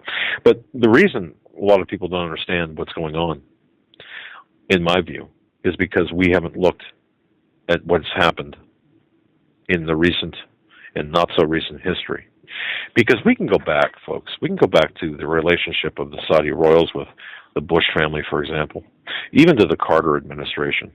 You can go back to, how far do you want to go back? We can go back to, remember BCCI? Remember that scandal? The Bank of Credit and Commerce International, the Pakistani founder of BCCI. Remember James Bath back in 1974? He sold the sale of an F-27 turboprop to Salim bin Laden. I mean, this stuff was going on back in the 70s and earlier, of course. After oil was discovered first in Saudi Arabia back in 1938, well, what does that have to do with the price of tea in China? Well, if you look at how we structured our energy plan and our defenses and how we placed and positioned our dollar and what we've done, and the role of, for example, of Saudi Arabia and others over the years. It's how we got to where we are right now. Think about the history behind BCCI, the money laundering that had gone on. Think about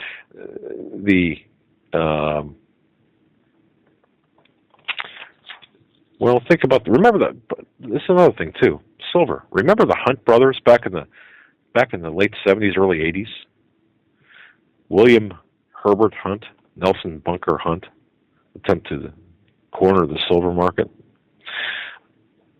All of this is tied together. All of these things. James Bath. I mentioned James Bath. Friends with Senator Lloyd Bentsen, who was a 1988 vice presidential candidate. Friend of George W. Bush.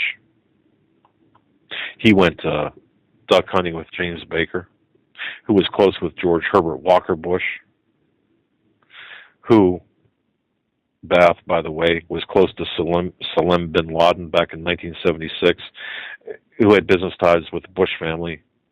But it wasn't just through the Bush family. It extended into, or went back through the Carter administration and went back up through the Clinton administration. All of this is tied together. You have to have an understanding of what took place before today to understand where we are today. Baker Botts, remember that? Fulbright and Jaworski, the legal department at Pennzoil. Baker Botts, or Fulbright and Jaworski. If it seems like I'm just kind of throwing names out there, these are good things to take a look at on your own time and kind of connect the dots yourself.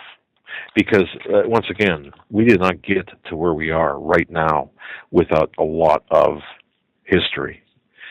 Even going back through Iran. Remember Iran? When Iraq, the Iran-Contra affair, but even we'll go back to Carter. Remember when Carter gave Iraq the green light to attack Iran? You probably don't, but it did happen. Via Saudi Arabia, Carter gave Iraq a green light to attack Iran. By encouraging Iraq to attack, the U.S. hoped to set the stage to end the Iranian hostage crisis with a possible arms for hostages deal. But think about this. Carter and his handlers provided material and monetary support for both Iran and Iraq. Carter, his handlers, I would say more his associates, his cabinet, the people surrounding him, as well as the people that were involved in BCCI, were also members of the Bilderbergers and trilateral groups and commissions and what have you. But see, it all ties together. It all ties together. It's just some search terms for you to look up there. Some homework to do, if you will. Marianne sent me this. I want to get into this before we get to the top of the hour. Saudi Arabia is, and I don't know whether you heard this, folks, but Saudi Arabia is involved in the execution, a method of execution we haven't seen in a while. Crucifixion in Saudi Arabia. And the crucifixion is being used. Now, what this is on jihadwatch.org, but what is not said here, crucifixion in Saudi Arabia is being used against people who blaspheme the religion of Islam. 7 Saudis were sentenced to death by crucifixion and firing squad. They were postponed for a week. I believe it was today. But nonetheless, they are still, their sentences are being reviewed. But the fact of the matter is that when we're talking in 2013 of a country using crucifixion as a method of state-sanctioned execution, we should be taking, and we're friends with this country. We are friends with the Saudi government, that they should take people who don't conform to their religious standards, who believe that it is a crime, that you cannot insult Islam in any way, shape, or form, that crucifixion is warranted, or even death by a firing squad, just simply for insulting the their prophet Muhammad, or by or by slandering the religion of Islam. These are the people that we're propping up monetarily.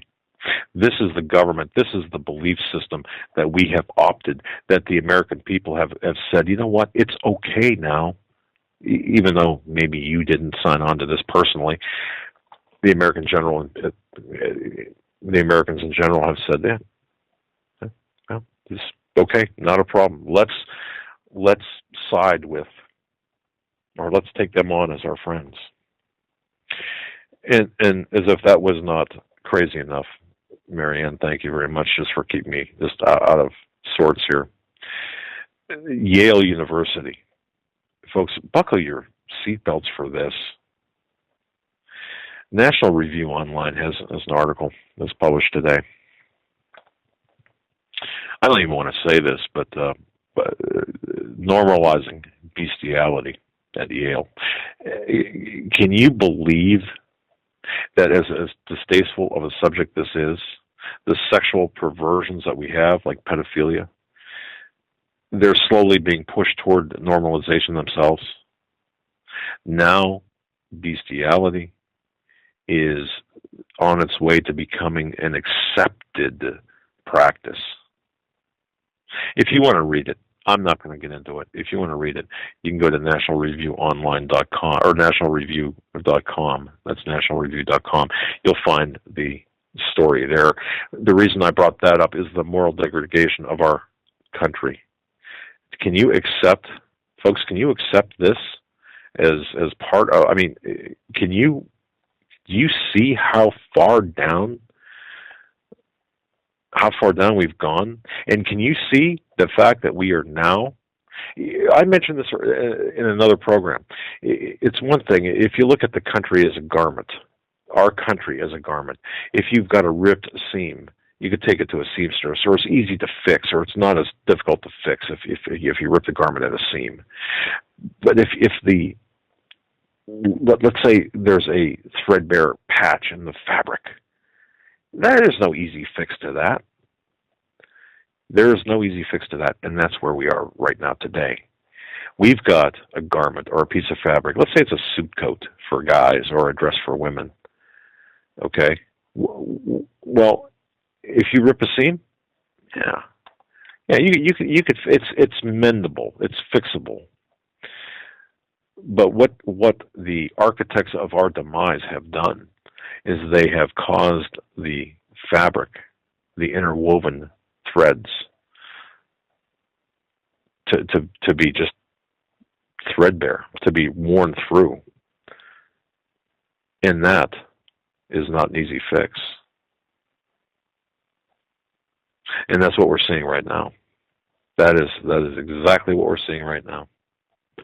I think people really have to know that what we're facing when we talk about things like bestiality, when we talk about the normalization of things like pedophilia, and we talk about the normalization of homosexuality, instead of redefining instead of verifying or reinforcing what's normal, the redefinition of what's normal, folks, that's a huge problem. That's a spiritual problem, as Steve Quayle says, one that cannot be fixed with political solutions. We've got a spiritual problem that cannot be fixed with political solutions, and that is so true. But when I saw that, I had to read it twice. But that is, in fact, what's taking place. Any questions now? Do you have any questions in terms of why things are so bad? I mean, to me, it's just absolutely incredible. The humanity, the lack of godliness in this country.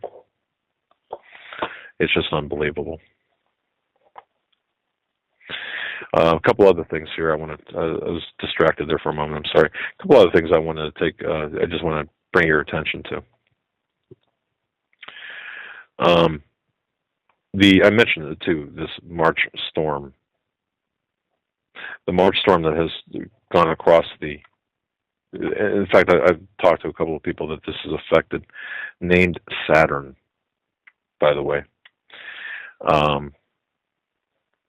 I just want to make a comment on this. If you look at the path of the storm, the timing of the storm, it does make me wonder. I mean, look, we had the Ash Wednesday storm of 1962. People know about this. In fact, I recall that storm not real clear, but I recall I recall my parents talking about that storm.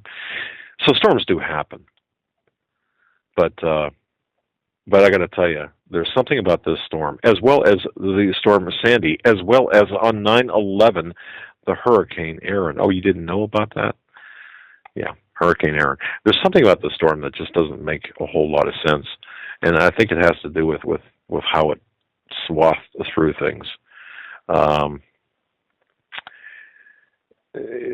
There was somebody who posted in one of the forums.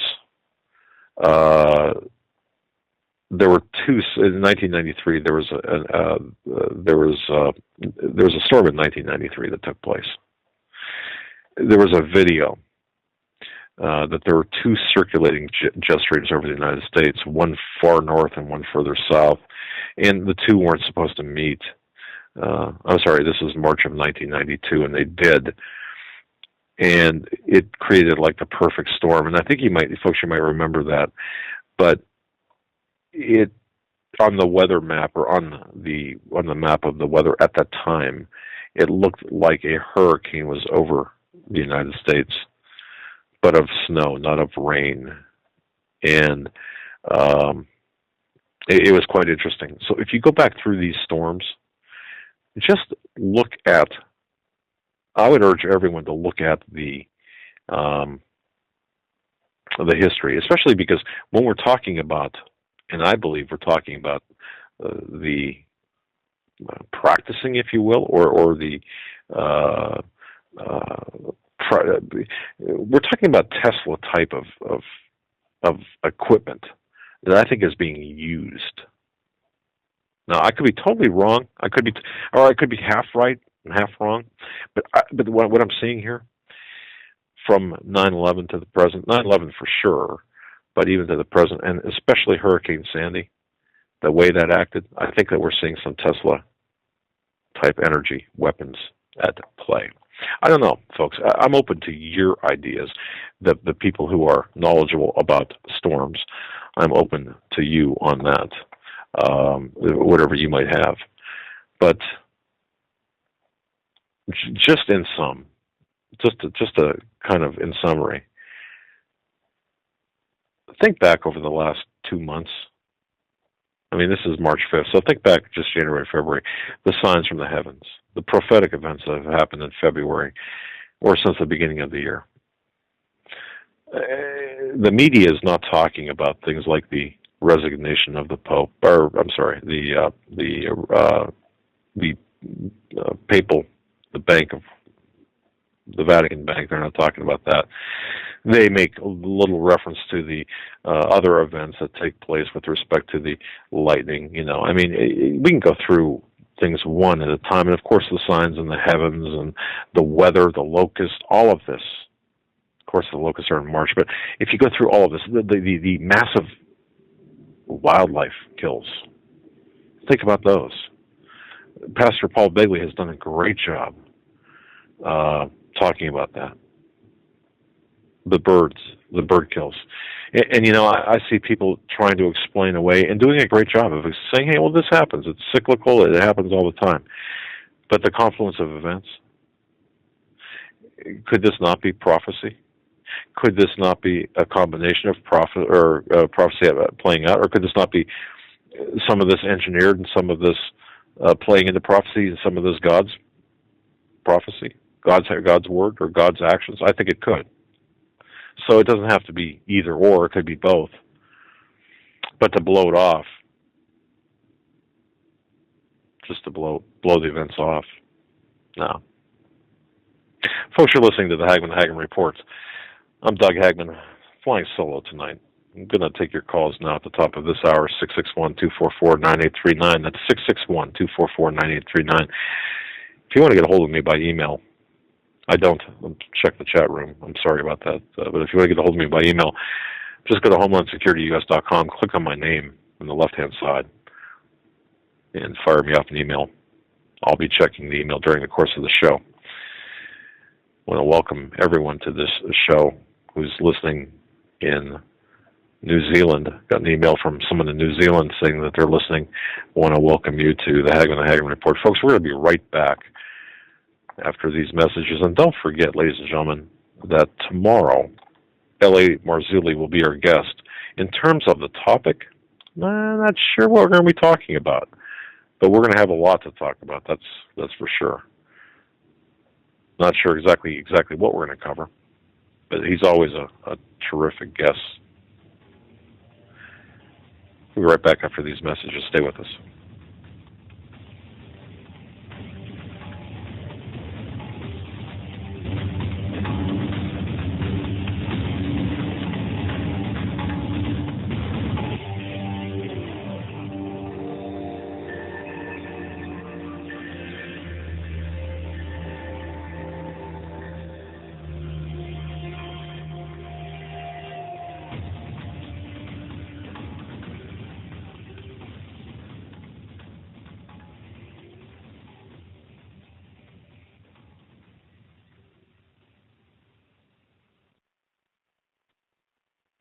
Hi, folks. Doug Hagmann here. You might know me as the co-host from the Hagmann. Survival of the fittest. In any and all situations, survival is your number one priority. That requires being tough and thinking smart. And the folks at Freeze Dry Guy are going to help you do just that. They have the long-range patrol ration entrees, what they call the Brick Pack. When you're in survival mode, it is absolutely the best item for your survival pack or bug-out bag. You can go farther, faster, and carry more food with the LRP cold weather ration entrees. Not only do these long-lasting, durable entrees help sustain you or your family through the harshest environment or situation, they are by far the most delicious of their kind. No contest. With a variety of tasty entrees, you can't beat the LRP Brick Packs. Let Freeze Dry Guy help you in your survival situations. Go to freezedryguy.com. That's freezedryguy.com. Or call 866-404-3663. That's 866-404-FOOD.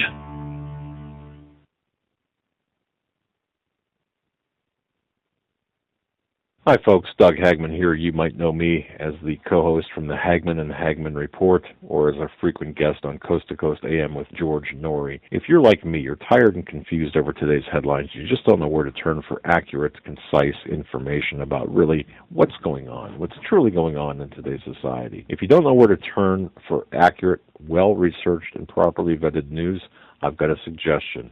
In fact, it's a requirement. Bookmark Canada Free Press. That's CanadaFreePress.com on the Internet. It's just not for Canada. It's for news across the world. Judy McLeod, founding editor, has put together a vast array of talented writers like Kelly O'Connell, Daniel Greenfield, Dr. Aileta Johnson-Powell, a lot of guest columnists, very talented writers. Folks, that's Canada Free Press at CanadaFreePress.com. Now mobile friendly. Follow on Facebook, because without America, there is no free world. Jessica. Mr. President, to your question, what could you do? First of all, couldn't you just have them down here and refuse to let them leave the room until you have a deal?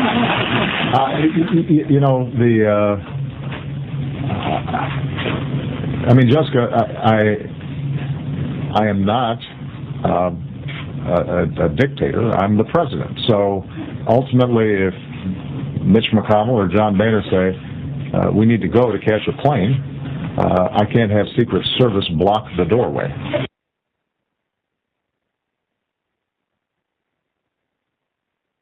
And ladies and gentlemen of the jury, the prosecution is not going to get that man today.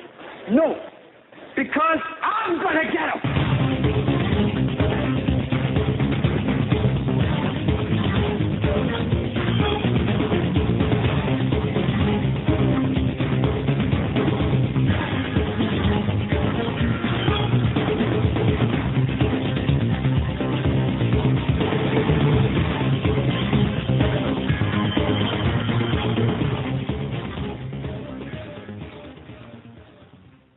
And welcome back, ladies and gentlemen, to the third and final hour of the Hagmann and Hagmann Report. Sans one Hagmann, that being Joseph Hagmann. He'll be with us tomorrow, Joe, my son. It's amazing how much he does behind the scenes, trying to get all these buttons and switches and mouse clicks and everything just right. How am I doing? And playing things out of order and playing things over. Well, things happen. Let's go right to the phones this hour. We're going to go to 303 area code, who's been on the phone the longest. That's 303 area code. You've been on the phone the longest. We're going to go right to you right now. 303, you're up with Doug Hagmann. What's on your mind? Our Lord, our God, you brought lasting honor to your name by rescuing your people from Egypt in a great display of power. But we have sinned and are full of wickedness. In view of all your faithful mercies, Lord, please turn your furious anger away from your city of Jerusalem, your holy mountain. All the neighboring nations mock Jerusalem and your people because of our sins and the sins of our ancestors. Indeed. We need to... I can't add to that. Anything else, caller? Absolutely. I mean, talking so much about the different schools of thought on 9/11, we all understand what HARP is. It controls our weather. It's Tesla energy. And it seems like we all become so engrossed in what 9/11 is from a scientific and even a political standpoint. I think we lose sight of what the bigger picture is, kind of like Rabbi Kahn's The Harbinger.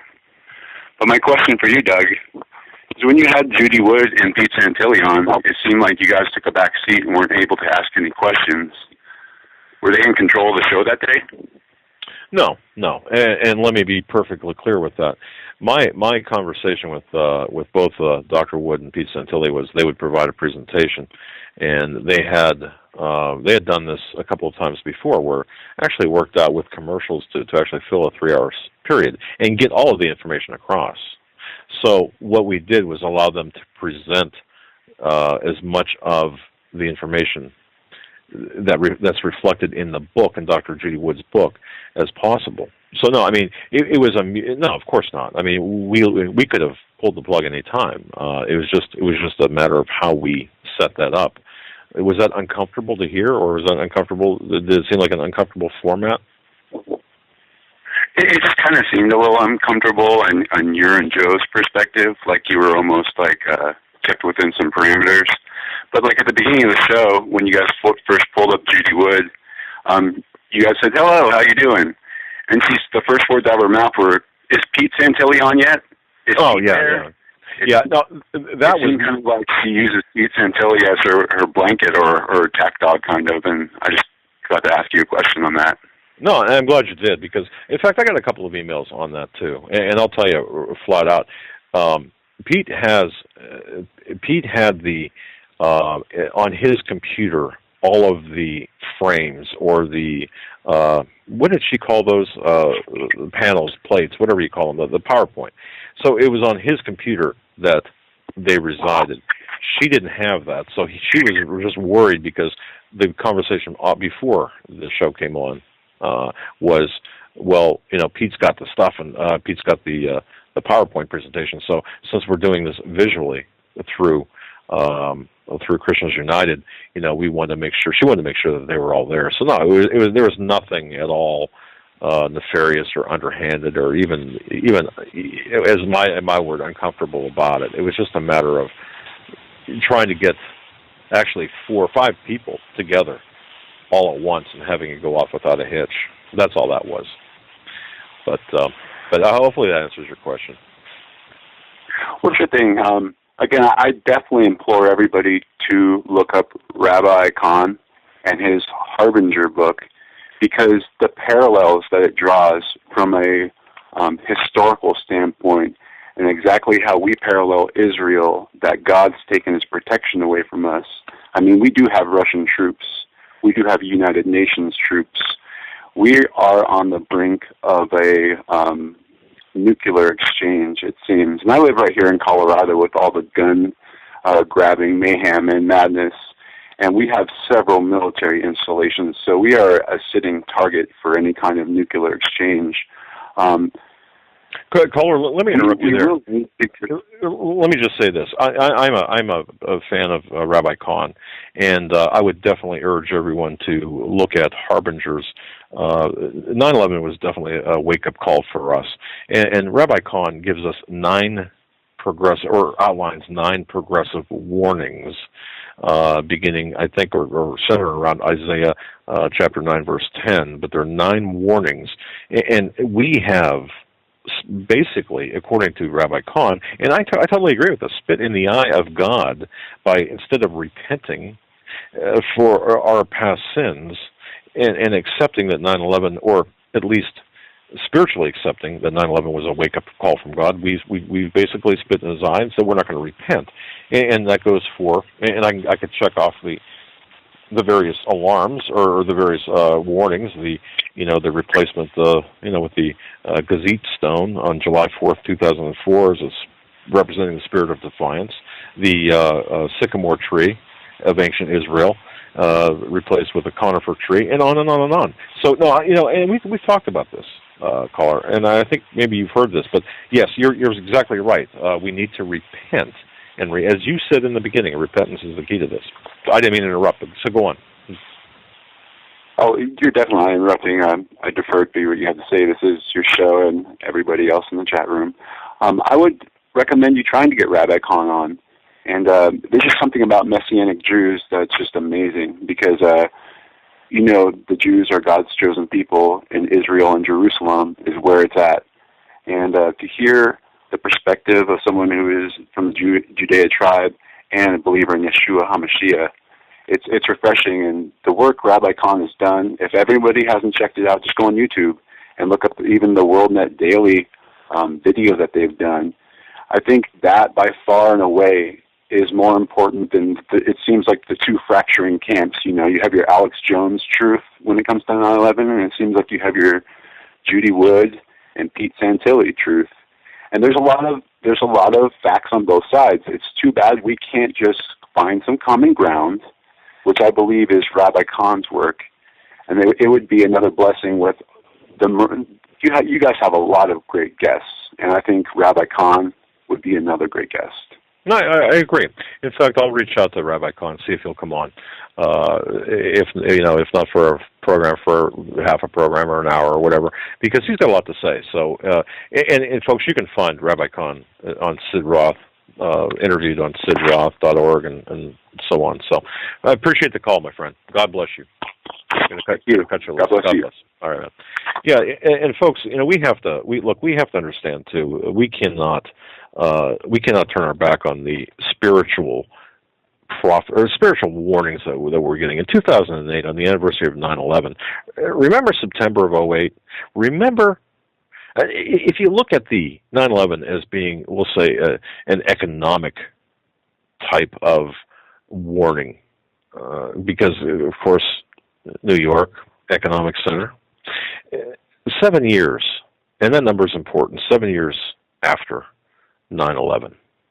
The stock market lost 777 points, $700 billion, 7% loss, 7 years after 9/11. You think there's the hand of God in that? Do you think that there is the hand of God in that, the economic shaking, in exchange or in response to the very hubris-laden responses that we will rebuild, that, basically we're not going to repent? Yeah, I think we have to take a good, close, hard look at the harbingers as referenced by that caller. Going in order of wait time, we're going to go to 724. 724, you're on with Doug Hagmann. Hello, Mr. Hagmann. It's an honor to speak with you, sir. Well, it's my pleasure to have you on. What's on your mind? Thank you, sir. Two issues. One on President Chavez and his passing. I had caught an article right after he had was diagnosed with the cancer, and he I guess he had done these regular talks on his television station down there in Venezuela. And one of the things he did was he called out to Jesus, and he said, Jesus, please help me. And he said this in sincerity, and I had happened to catch it. I think it was a YouTube, and then there was an article written about it. So for anyone out there that, Chavez had his issues with socialism and that sort of thing, and I understand that, but as a man who called out and called upon the name of the Lord Jesus Christ, he did. And I just wanted folks out there to know that there was a moment in time where he appeared to genuinely and sincerely call upon the name of Christ. It kind of reminds me of the thief on the cross. That moment where the thief said, "Please remember me when you come into your kingdom." So I think that for all of the people out there, the Hannitys of the world and Glenn Beck who did nothing but slam Chavez, I think that Chavez did some good things. And I think that the biggest thing was he did name the name of Christ when he was in trouble. So, which we all have as believers at one point or another, I think. So I just wanted to point that out. You know what? Thanks for pointing it out. It's interesting you say that. I did not catch or see his appeal to Jesus. Okay, I did not see that. I was not aware of that. I am aware of what Chavez had done for his people. Now, in no way do I adhere to or do I endorse his socialism or his political things. How do we know, caller? And I don't think we can know his heart, especially when you are faced with the ultimate mortality. And we're all going to be in that position one day. Given the fact, assuming that we're going to have, we're all going to have to look at our mortality one day, regardless of the situation. Who's to say what was in his heart at the time of his passing? I don't know. And I think that to summarily say that he was just that he's burning in hell. I saw something about him burning in hell, a headline, and I thought, boy, that's pretty presumptuous. That's the same thing. I'd seen some negative comments too, and because I had read that article and saw that at one point, and I thought, okay, here's a man who called upon the name of the Lord Jesus. So I mean, that in itself, that short moment right there, like I said, we don't know, but that sure would show that maybe he's not, and he wasn't such a bad guy after all. No, I don't support his socialistic policies either, but he was well loved by the poor, and I know the man did try to help out a lot, and he helped the Americans that he helped out, with the Citgo energy program, the people that would get 100 gallons of heating oil a year. Right. Through that program. Now I'm sure that he had there were political motives for it, but the fact is there were a lot of people that did get help from that program. Exactly, and we cannot know. For example, there are certain things in the media that we don't know, for example, are true or not. We can verify, of course. We have verified his heating assistance to people here in the United States. Now, does that make him the angel of the day? Of course not. But it's we cannot depend solely on the media to hear what others are doing. There's a lot of misrepresentation. You bring up some great points. Anything else before we cut you loose? Yeah, real quick. I graduated high school in 1983 before I went to college, and I think about the World Circuit 1980 and the things that you had talked about, and I made some notes while you were talking the last hour, some of the things that reminded me of that time. Just to give you an idea of what the late 70s was before the interest rates or the prime rate blew up to 21%. A lot of people don't remember that. I bought my first house, by the way, at 19% interest. I was an intelligent guy. Okay, so go ahead. I'm sorry. You could go buy a brand new Ford F-250 for between $5,900 and $6,900, and if you worked in the steel mill or the coal mine here in western Pennsylvania, you made enough money to generally pay cash. You didn't need finance to pay the bankers an interest rate because you could have basically afford to go buy a new one every year or every 2 years, which in turn, they had the money, they made the money. Now, some could argue that the unions got greedy, and I understand the whole union management thing, but still, the fact was there were many people that bought brand new trucks every year or every other year, and they took their old one back and they paid the difference and they bought a new one, and that's when the money was good. I would say it pretty much collapsed about the time I graduated. So I've known nothing but the decline of Western civilization. I think another thing to remember is there was 5% savings. You got 5%. If you went to your bank, they gave you 5% on your passbook savings account. That was something that I remembered. Right. Let's see, one other. Go ahead. No, you're exactly right. You open up a savings account, it was 5%. This is back, goodness, I think this is, now I'm thinking back 82, 83, but I remember, too, a certain, with the onset of certain investments back then, you were talking about returns and, in the double digits, like 19, 20, 21% returns on investments. But at that same time, and you mentioned about the unions, too. Look, I agree. I agree that the unions, they have some responsibility to where we're at today, but they're also used as the whipping boy by the Fed and by people associated with the elite to cover the tracks of what the elite, the bankers and Wall Street people are doing. So it's not just the unions. And you're right. You rightfully pointed that out. So when you hear political pundits beating the war drum against the unions, the big bad unions, yes, some of that's correct, but not all of it. It's not every. So that's right. Very well pointed out. Very well to point that out. Okay, Mr. Hagmann, just wanted to throw a few of those tidbits out there, and again, it was an honor to speak with you, sir. Have a good evening. God bless, my friend. It was an honor to have you on. Okay. Call back again anytime. Yeah, folks, when we were talking about this, and it's amazing. Political pundits, Arbusto Energy, George W. Bush, Arbusto Energy, what does Arbusto Energy stand for or mean in Spanish? Arbusto, what's the word Arbusto stand for in Spanish? I'm not good at Spanish, but according to everything I've seen, it's Bush in Spanish.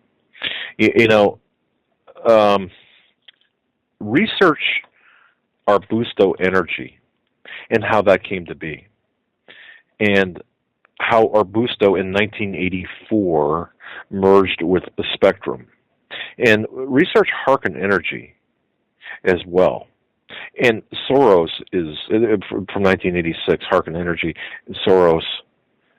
Harken Energy actually bought Bush's company for $2.25 million in stock in 1986, which was Harken Energy. Why would I even mention this? Well, Harken Energy and Gas, by the way, was owned by Harvard University and George Soros, two of the players that we're seeing today in this, the latter, George Soros, in this economic global meltdown, and Harvard University, the purveyor, one of the biggest purveyors of propaganda for the Federal Reserve from 1913, or 1910 actually, to the present. So if you don't think that there's an incestuous relationship, or if you even want to take me to task for bringing up these seemingly random points, connect the dots, go back in history, put things together, treat our economy today as a crime scene. I think you'll be surprised at what you find. Going back to the phones, we're going to take 719. 719, you're on with Doug Hagmann. Hello, is that me? Hello, that's you. You're up. Hello. Thank you. I wanted to say you guys do a great show. Also, you caught me off guard.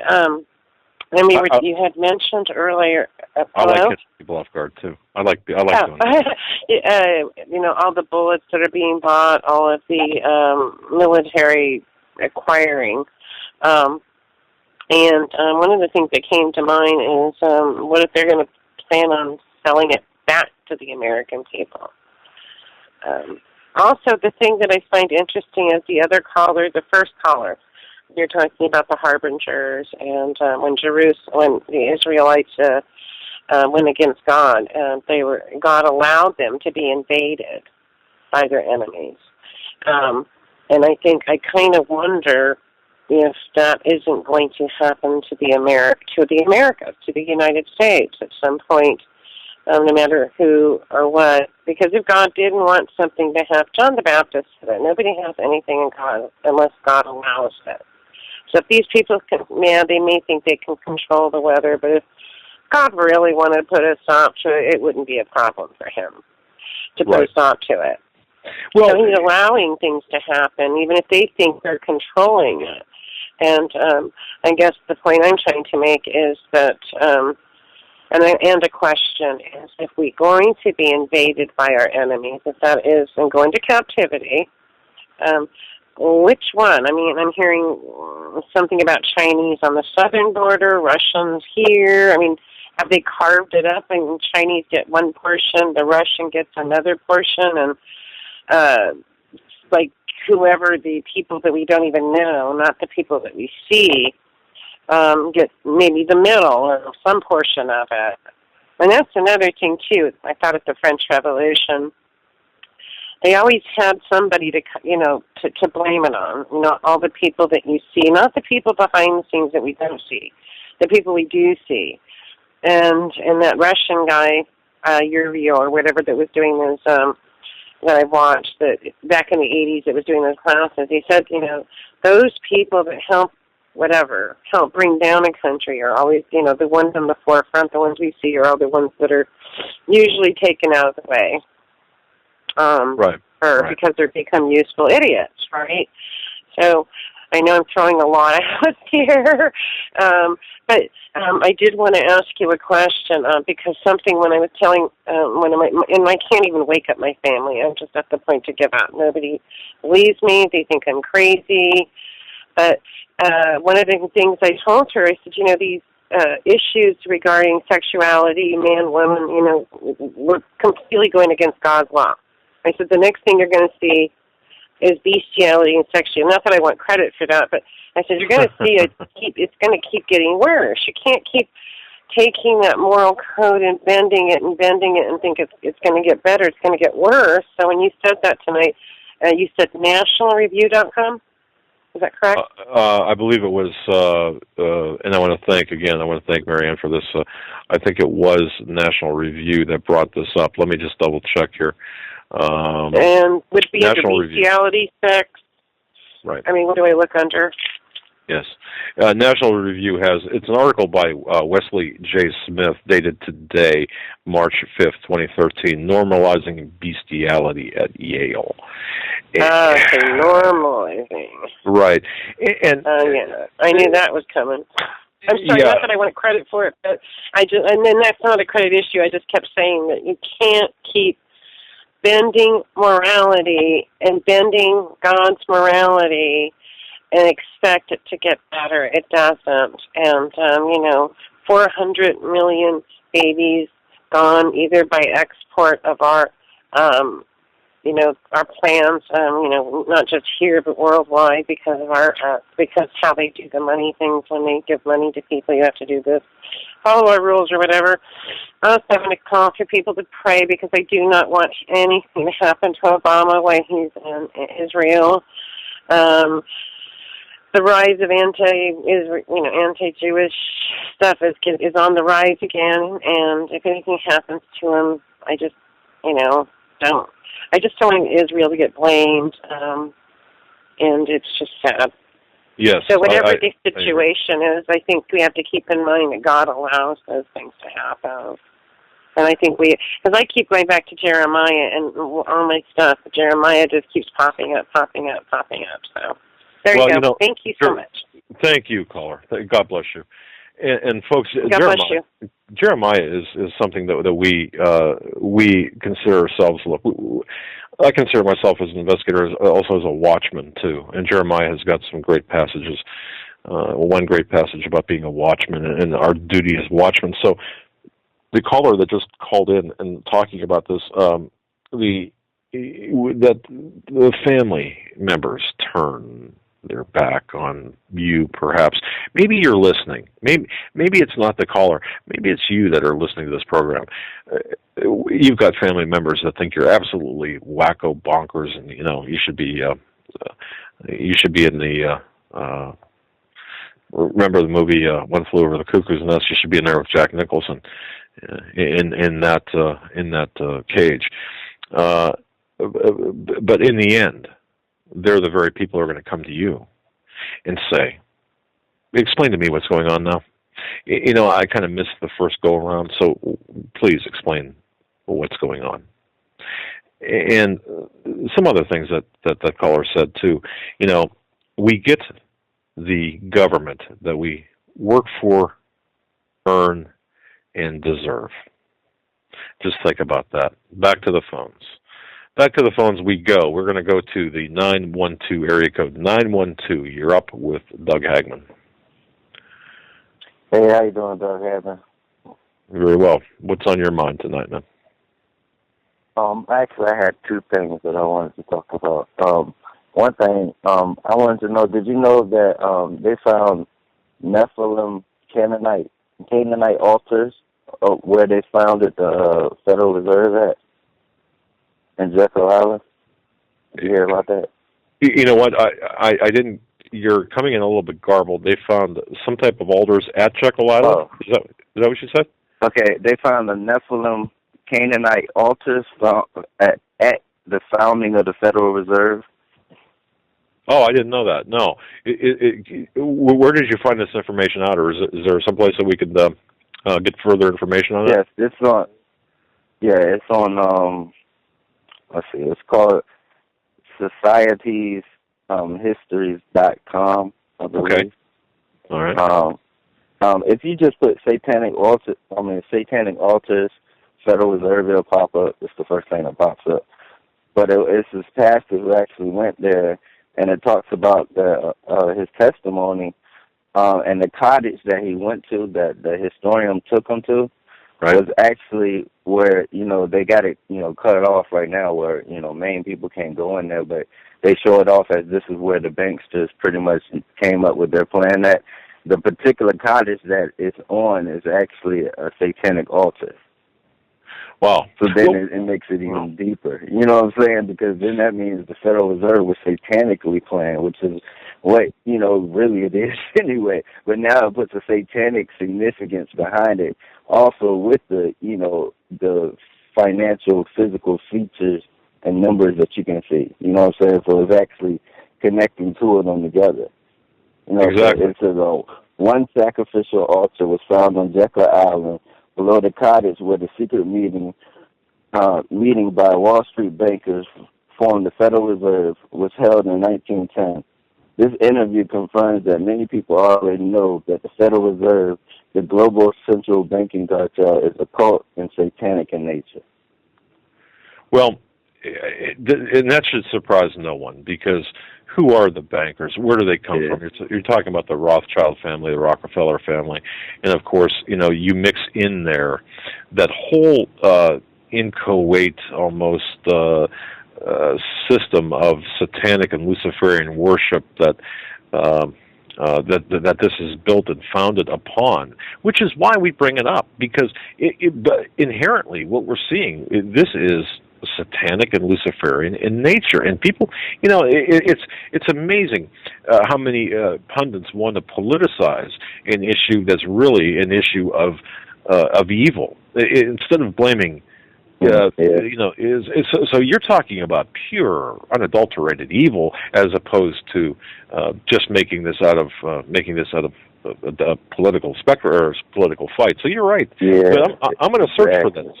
I'm going to search for this, and we'll find out. Also, one more thing. Yeah, sure. Go ahead. Okay, and also the One World Trade Center that was built to replace the two Twin Towers. They kept the bones and everything, the remainings under the tower, right? Did you hear about that? or is that? Well, it depends on which story you want to believe. I've heard a couple of stories, a couple from. In fact, I interviewed a construction worker, or a worker that was involved in both sides, taking the rubble away and also the construction of the Freedom Tower, or whatever you want to call it. So I've heard some things, but what have you heard, or what are you referring to? What I'm saying is, if they did do that, then that would, and because of all that tarnish and hate that was actually put on 9/11, all of those souls that died that weren't supposed, well, God let it happen, so they were supposed to die, but the way that they died was terrible. You know, that would harvest evil energy in that one particular spot. Now, leaving the bones there, this is, you know, getting into satanic, you know, things. They use the bones of the dead to harvest spirits of the undead, or, you know, the demonic realm. Now, if they did indeed leave these bones here and then built this Freedom Tower, on top of it, it could actually be a satanic altar. Now, what makes this even interesting is that the glass that they decided to use has a triangle going up and a triangle going down. Now, if you put the triangle up and the triangle going down, you got the hexagram. Now, satanic, you know, curses and things of that sort, that was one of the most powerful signs, is a hexagram, to be able to put a hex on someone. Right. So 9/11 is very significant in the spiritual realm. If this is all true, this is speculation. I'm just going off the spirit, I believe. But I think if all of this is true, then that is actually kind of like a portal of, you know, hate and energy. You know, like the energy that's there is just like it's sealed in the ground, from the dead people that are under it to the dead people that are controlling it. You get what I'm saying? Yeah, I do. And I just want to remind people who are listening to this and saying, you know, boy, both these guys are you know, loony bin material. It's not. There are things, like you mentioned, there are things that are so much. I mean, for example, if you are a doubter, look at your coin in your pocket, or the dollar bill, especially in your pocket, and put yourself ahead, light generations ahead in time. And if you would come back to the United States, or whatever would be left of the United States, and find a dollar bill, we'll say, and look around at the architecture of Washington, look around at the architecture that this caller is talking about, and knowing the history, you would legitimately ask, as a historian in the future, gee, I wonder what God the Americans were worshiping. Isn't that true, caller? Yeah. In God we trust is on the coin, but which God is being worshipped, especially with all the signs, the way the Washington was built and such, and the Freedom Tower, as you mentioned, and or if that's what you want to call it, or whatever. But I get your point. But there's things for people to look into, and not to be dismissed lightly, I might add. Very good, caller. God bless you, my friend. God bless you too. All right, gonna cut you loose. Thanks, buddy. All right, but you know what? It's folks, don't dismiss things out of hand just because we may not understand them. We're gonna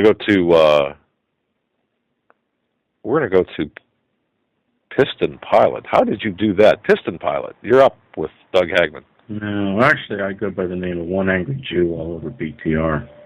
Okay. It's the first time I've stumbled across. Which Hagmann are you, the elder or junior? As much as I'd like to say I'm the junior because of age, I'm the senior. I'm the dad. You're the senior. Okay. Yeah. Have you talked about allowing knives, TSA? Have you brought that up yet? Okay, caller, you're breaking up I'm on my end. fascinated. Oh, I am? It's probably not to your audience, though. No, wait a second. I didn't hear what you were saying. You're breaking up. Go ahead and say what was on your mind. Do you hear me now? Yeah, I do. I was saying Skype behaves badly. I should have just dialed the phone number, or it seems to work better. Well, that's okay. TSA now saying it's okay to bring knives on board the airplanes. Okay. Here, I'll read you. Well, this is from Bloomberg. I'll read you the second paragraph. The agency will permit knives with retractable blades shorter than 6 centimeters, 2.36 inches, and narrower than 1/2 inch. TSA Administrator John Pistole said today at an aviation security conference in Brooklyn. I am flummoxed by this. And I don't even know how to, because it from so many angles. Look, I have studied 9/11 up and down. I'm also a pilot, so I can come at 9/11 from an aeronautical perspective, and I can tell you in many ways how it's impossible to do what they say was done. But I'm flummoxed by this. If we're told that 19 hijackers with razor blades, which I think are less than 2.3 inches long, and certainly not 1/2 inch in width. If razor blades are what we were told brought down 4 airliners, or made it possible to take over 4 airliners, then how could it possibly say now, we're going to let you take knives on there, but we're still going to stick our hands in your pants? I'm baffled by this. As well you should be. As well we all should be. It just shows that this is not about security. It's about conditioning. The TSA, the DHS has always been about conditioning and control. It's not about security. You're right. They can, effective April 25th of this year, you're exactly correct. Bloomberg is reporting this, as well as all other news agencies, that, yes, go ahead, bring your knives, bring your hockey clubs. Yeah, bring your baseball bats. Bring your baseball bats. Bring an entire team with a baseball. Look, as a pilot, I can tell you what other pilots have said about 9/11. Some of them buy the lies, but pilots who think about it for a couple of seconds will tell you that, and if you think about this as well, it makes perfect sense. How would you take down a hijacker with, say, a baseball bat or a knife, and you're the pilot? And here's the scenario: you're inside the cockpit.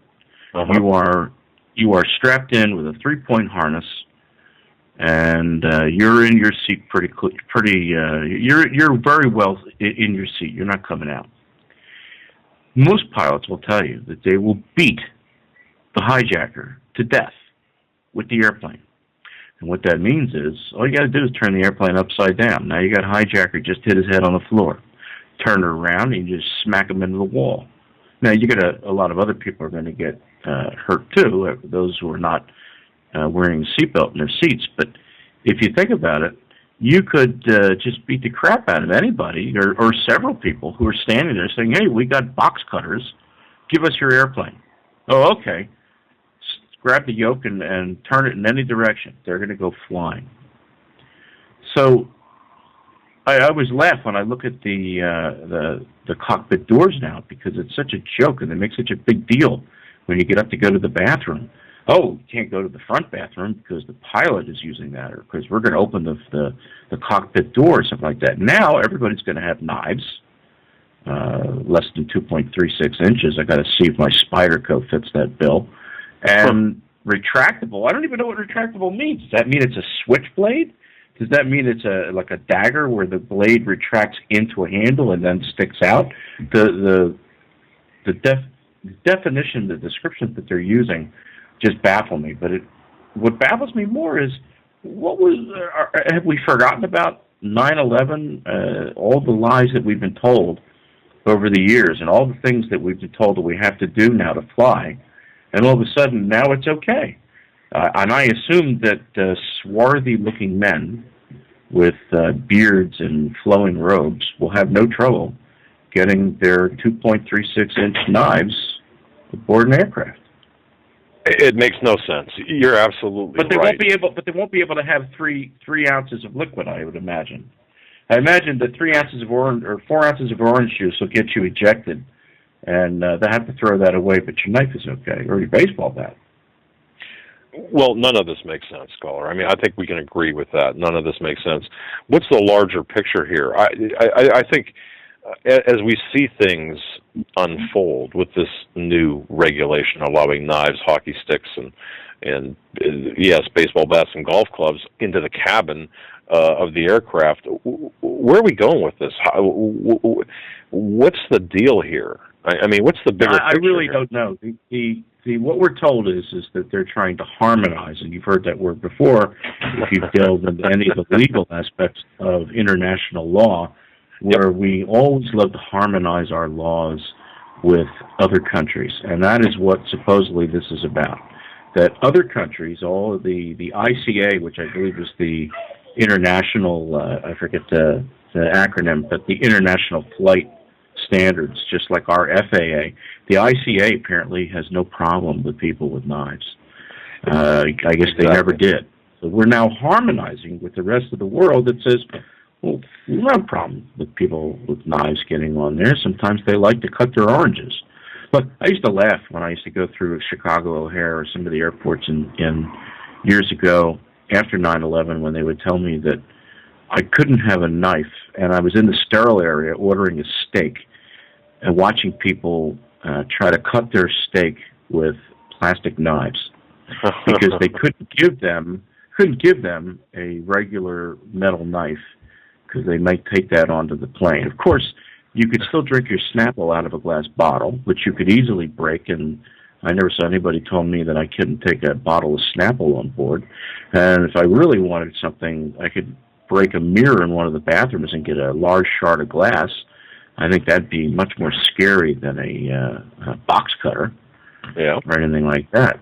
I don't know where this is going. I'm just baffled by the blatant hypocrisy now that they're going to say all of a sudden now, 10, 12 years later, it's okay to carry knives again. Because a box cutter would fit, it's got to retract. In fact, guess what? Their description of a retractable blade shorter than 6 centimeters is a box cutter. Is it not? It's a box cutter or a pocket knife, yes. Well, forget about the pocket knife. It's a box cutter. A box cutter retracts into its protective sleeve so that when you carry it in your pocket, you don't stick yourself with the razor blade. So they have just described box cutters as being okay. No, I mean, I agree with you.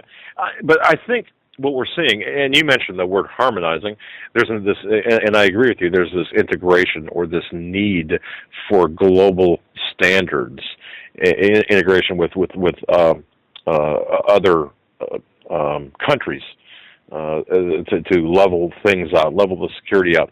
There's this push for this globalization. I think this is where this is headed. But again, these are all stepping stones, in my view. These are all stepping stones to the globalization, to this one world, whatever you want to call it, globalization of everything. And so yes, I think you're absolutely correct when you mention the word harmonization.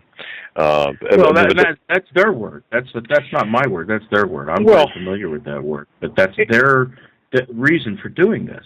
Right. The flight attendants are now up in arms because they're saying, wait a second, okay, they can't get in the cockpit door because we've got that all fortified now, and you need a cannon to get in there. But what about us? And that was the whole reason. Wasn't that the whole reason that they told us that these 19 Arabs and one Egyptian took over the airplanes? They threatened the flight crew and made the pilots open the door. Yes. It's almost like they're sticking it in my eye. It's almost like they're laughing at me. Do you fly the big ones? The heavies? No. Okay. No. All right. No. You always, as a pilot, fantasize that one day you'll be needed like one of the airport movies, and I think I would be much better suited than people who aren't pilots to fly one of those things. But I probably would be able to get it down to the ground. But I can tell you right now, it won't be pretty. Well, yeah. Well, I don't want to be a passenger. I was on Coast to Coast AM with. I'm trying to think of his name, Mike. He was a pilot of 747, one of the heavy planes, and we were talking about the TSA and about their all the TSA is right now. It's about obedience training. They're looking at us like dogs, and the TSA is the dog trainer for the American public. So we're going to be. But I look at them like dogs. But I'm looking at this entire thing now. So they're going to allow knives and baseball bats, but what aren't they going to allow? Am I still going to be told that I can't bring a large tube of toothpaste? Sure, of course. Certain things are going to be off limits, and again, it's not going to have any particular obvious rhyme or reason to it. And once again, when you look at it, step back and stop trying to figure it out, because doggone it, caller, you're being too doggone rational. I mean, heck. Well, help me out here, because I've got a question. Help me out with this, because my memory sort of fails me. Prior to 9/11, we were able to bring knives on board, correct? I never tried it. I think that the carry-on luggage, I think I think, oh goodness, I don't think there were any standards, except for obvious offensive weapons. I don't think there were any security standards immediately prior to 9/11. I could be wrong, but the box cutters, by the way, made their way in, it's my understanding, well before the passengers did. I mean, or the hijackers did. It wasn't the hijackers that they weren't on their person. They were already in place in the planes from the food service or the support services for the aircraft. Well, if you've ever seen the knives that are in first class, I've always said that if you want to have a knife on board, just fly first class, because they give you really nice silverware, nice sharp metal knives. They don't give you the crap that they give you back in coach.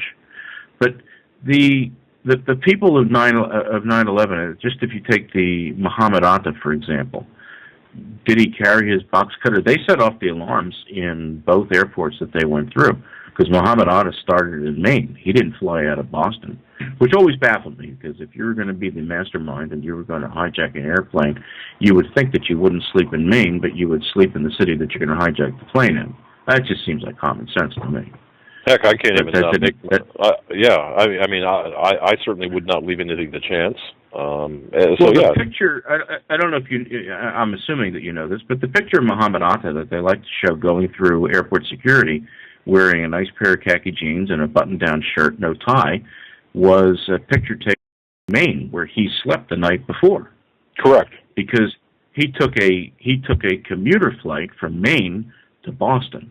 Because Correct. We all know in America that commuter flights are never late and never canceled, and always on time.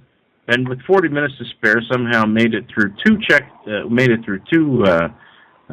wands, and he was wanded both times. I think a lot of these guys were, supposedly. I think these guys were patsies. I don't think they had anything to do with it. I didn't think they knew that they were going to die that day. I got to tell you, I agree with you, my friend. I agree with you, my friend. I got to cut you loose. We got some other calls to get to. Closing comments? Just that anybody who discusses this really shouldn't talk about retractable blades, but should say box cutters, because that's what's described. A retractable blade shorter than 6 centimeters. That's a box cutter. You know what? Everybody should get their box cutters. And now on this TSA no-fly day, where people used to say, okay, we're going to opt out. My son and I are going to travel to Florida in a couple of weeks, and we're going to opt out. I'm not going through the backscatter things, and I'm not putting him through it either. But I think now, if people are going to fly after April, whatever the date is, they should start carrying box cutters. Everybody. What are they going to do? Imagine if everybody had a box cutter. It'd be like the old Archie Bunker thing, where he said you hand out a gun at the beginning of the flight, and then you pick it up as people are exiting the aircraft. Problem solved. Exactly. All right, my friend. God bless. Definitely call again. Enjoyed the call. Oh man, yeah, it's nuts. I think, in fact, we should have. If you're going to fly, and after April 25th, hey, you got a box cutter? Stick it in your pocket. How much sense does this make? You see, it's insanity. It is one flew over the cuckoo's nest, but it's controlled insanity. It's people that are taking us, that have sold us down the path. They have taken away our freedoms. It's the conditioning which we are now faced with and left with. That caller was absolutely right, and it's something that we have to confront. When somebody says to you that or somebody sticks up for the TSA or DHS, all you have to do is show them the report from Bloomberg or the LA Times about this law change or about this rule change, and ask them, how much sense does this make? Don't forget, folks, they're going to be administering your health care. Think about that. We're going to go back to the phones at 205. 205, you're up with Doug Hagmann. Hey, Mr. Doug, good evening. How are you, sir? Very well, sir. Good to hear your voice. Hey, Ken in Birmingham. Ken, we got about 5 minutes left of the program.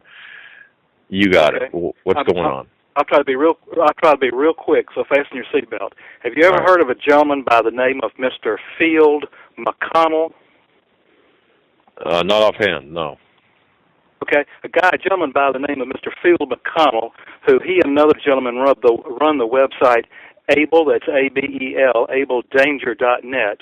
Mr. McConnell is a former airline pilot, and he's put an awful lot of thought and research into the 9/11 thing. And as I remember from hearing him speak a few months ago, he found out, I think he was involved in a lawsuit against the Boeing Corporation, and found out that Boeing has the electronics and the technology to totally, completely fly an airplane remotely, to take total, complete control of it and land it if necessary. That was developed ostensibly to prevent plane hijacking, so that if a hijacking did occur, they could take control of an airplane and land it wherever they wanted to land it, and the pilot would have to say, I have no complete control, I have no control of the airplane, they have taken control of it from the ground. Well, what if, I'm just asking, what if those planes that flew into the tower weren't under the control of anybody? Maybe they were being flown remotely. Think about it. First of all, let me apologize because I am ashamed, actually. I should know the name Field McConnell. Able Danger, indeed. It just didn't click with me. I've seen his picture.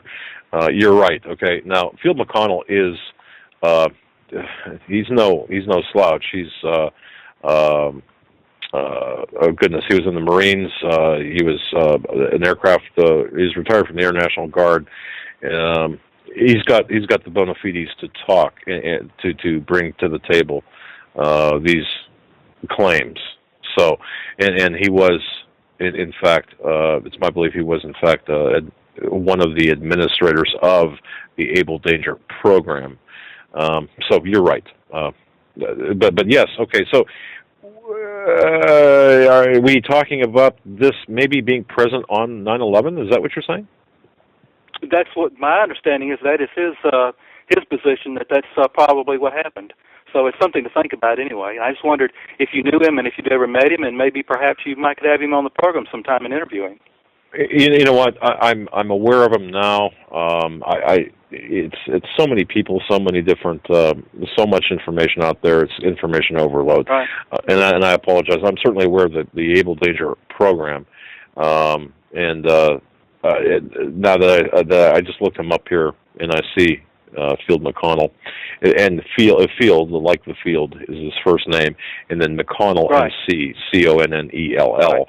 Okay, just right. for people who want to search his name, AbleDanger.net, United States Marine. So yeah, you know what? I'll tell you what we're going to do. I'm going to reach out to him.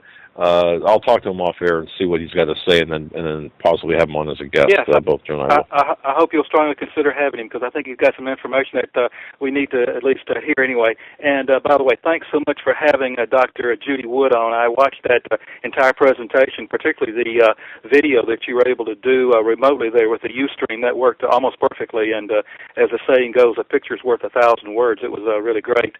My question to you, and by the way, I'm going to buy the book, but is there a DVD, I wonder, of that presentation available? If not, there sure does need to be one made available. Well, you know, with Pete Santilli's and Dr. Judy Wood's permission, we're gonna make a video presentation on that. It's a tedious and time-consuming ordeal to do that, and then we're gonna see if we can't just make it available either via DVD or through 90 seconds through YouTube, or maybe somebody else. Or some small video production company could help her or something anyway. Okay, well, listen, I'll get off here. Thank you so much, Doug. Appreciate it. All right, Ken. God bless, man. Good night. You too. Bye-bye. All right. Well, folks, I'll tell you what. You just made it through a program. 3 hours, solo, Doug Hagmann, for better or for worse. It's up to you. I just want to say thank you very much for listening. I want to say, there's just no way I could sit here and thank every letter I've gotten, 60 seconds. That we've gotten, Joe and I've gotten over the past several months about this program. I want to thank everyone who sent a letter, sent an email. We've read them all. We think so highly of everyone, and we appreciate you as listeners. We appreciate those listening in various foreign countries over in Europe, Australia, and other places. God bless each and every one of you. Tomorrow we're going to be back full-staffed with Joe and also L.A. Marzulli for a show you don't want to miss. God bless you. Until tomorrow, good night.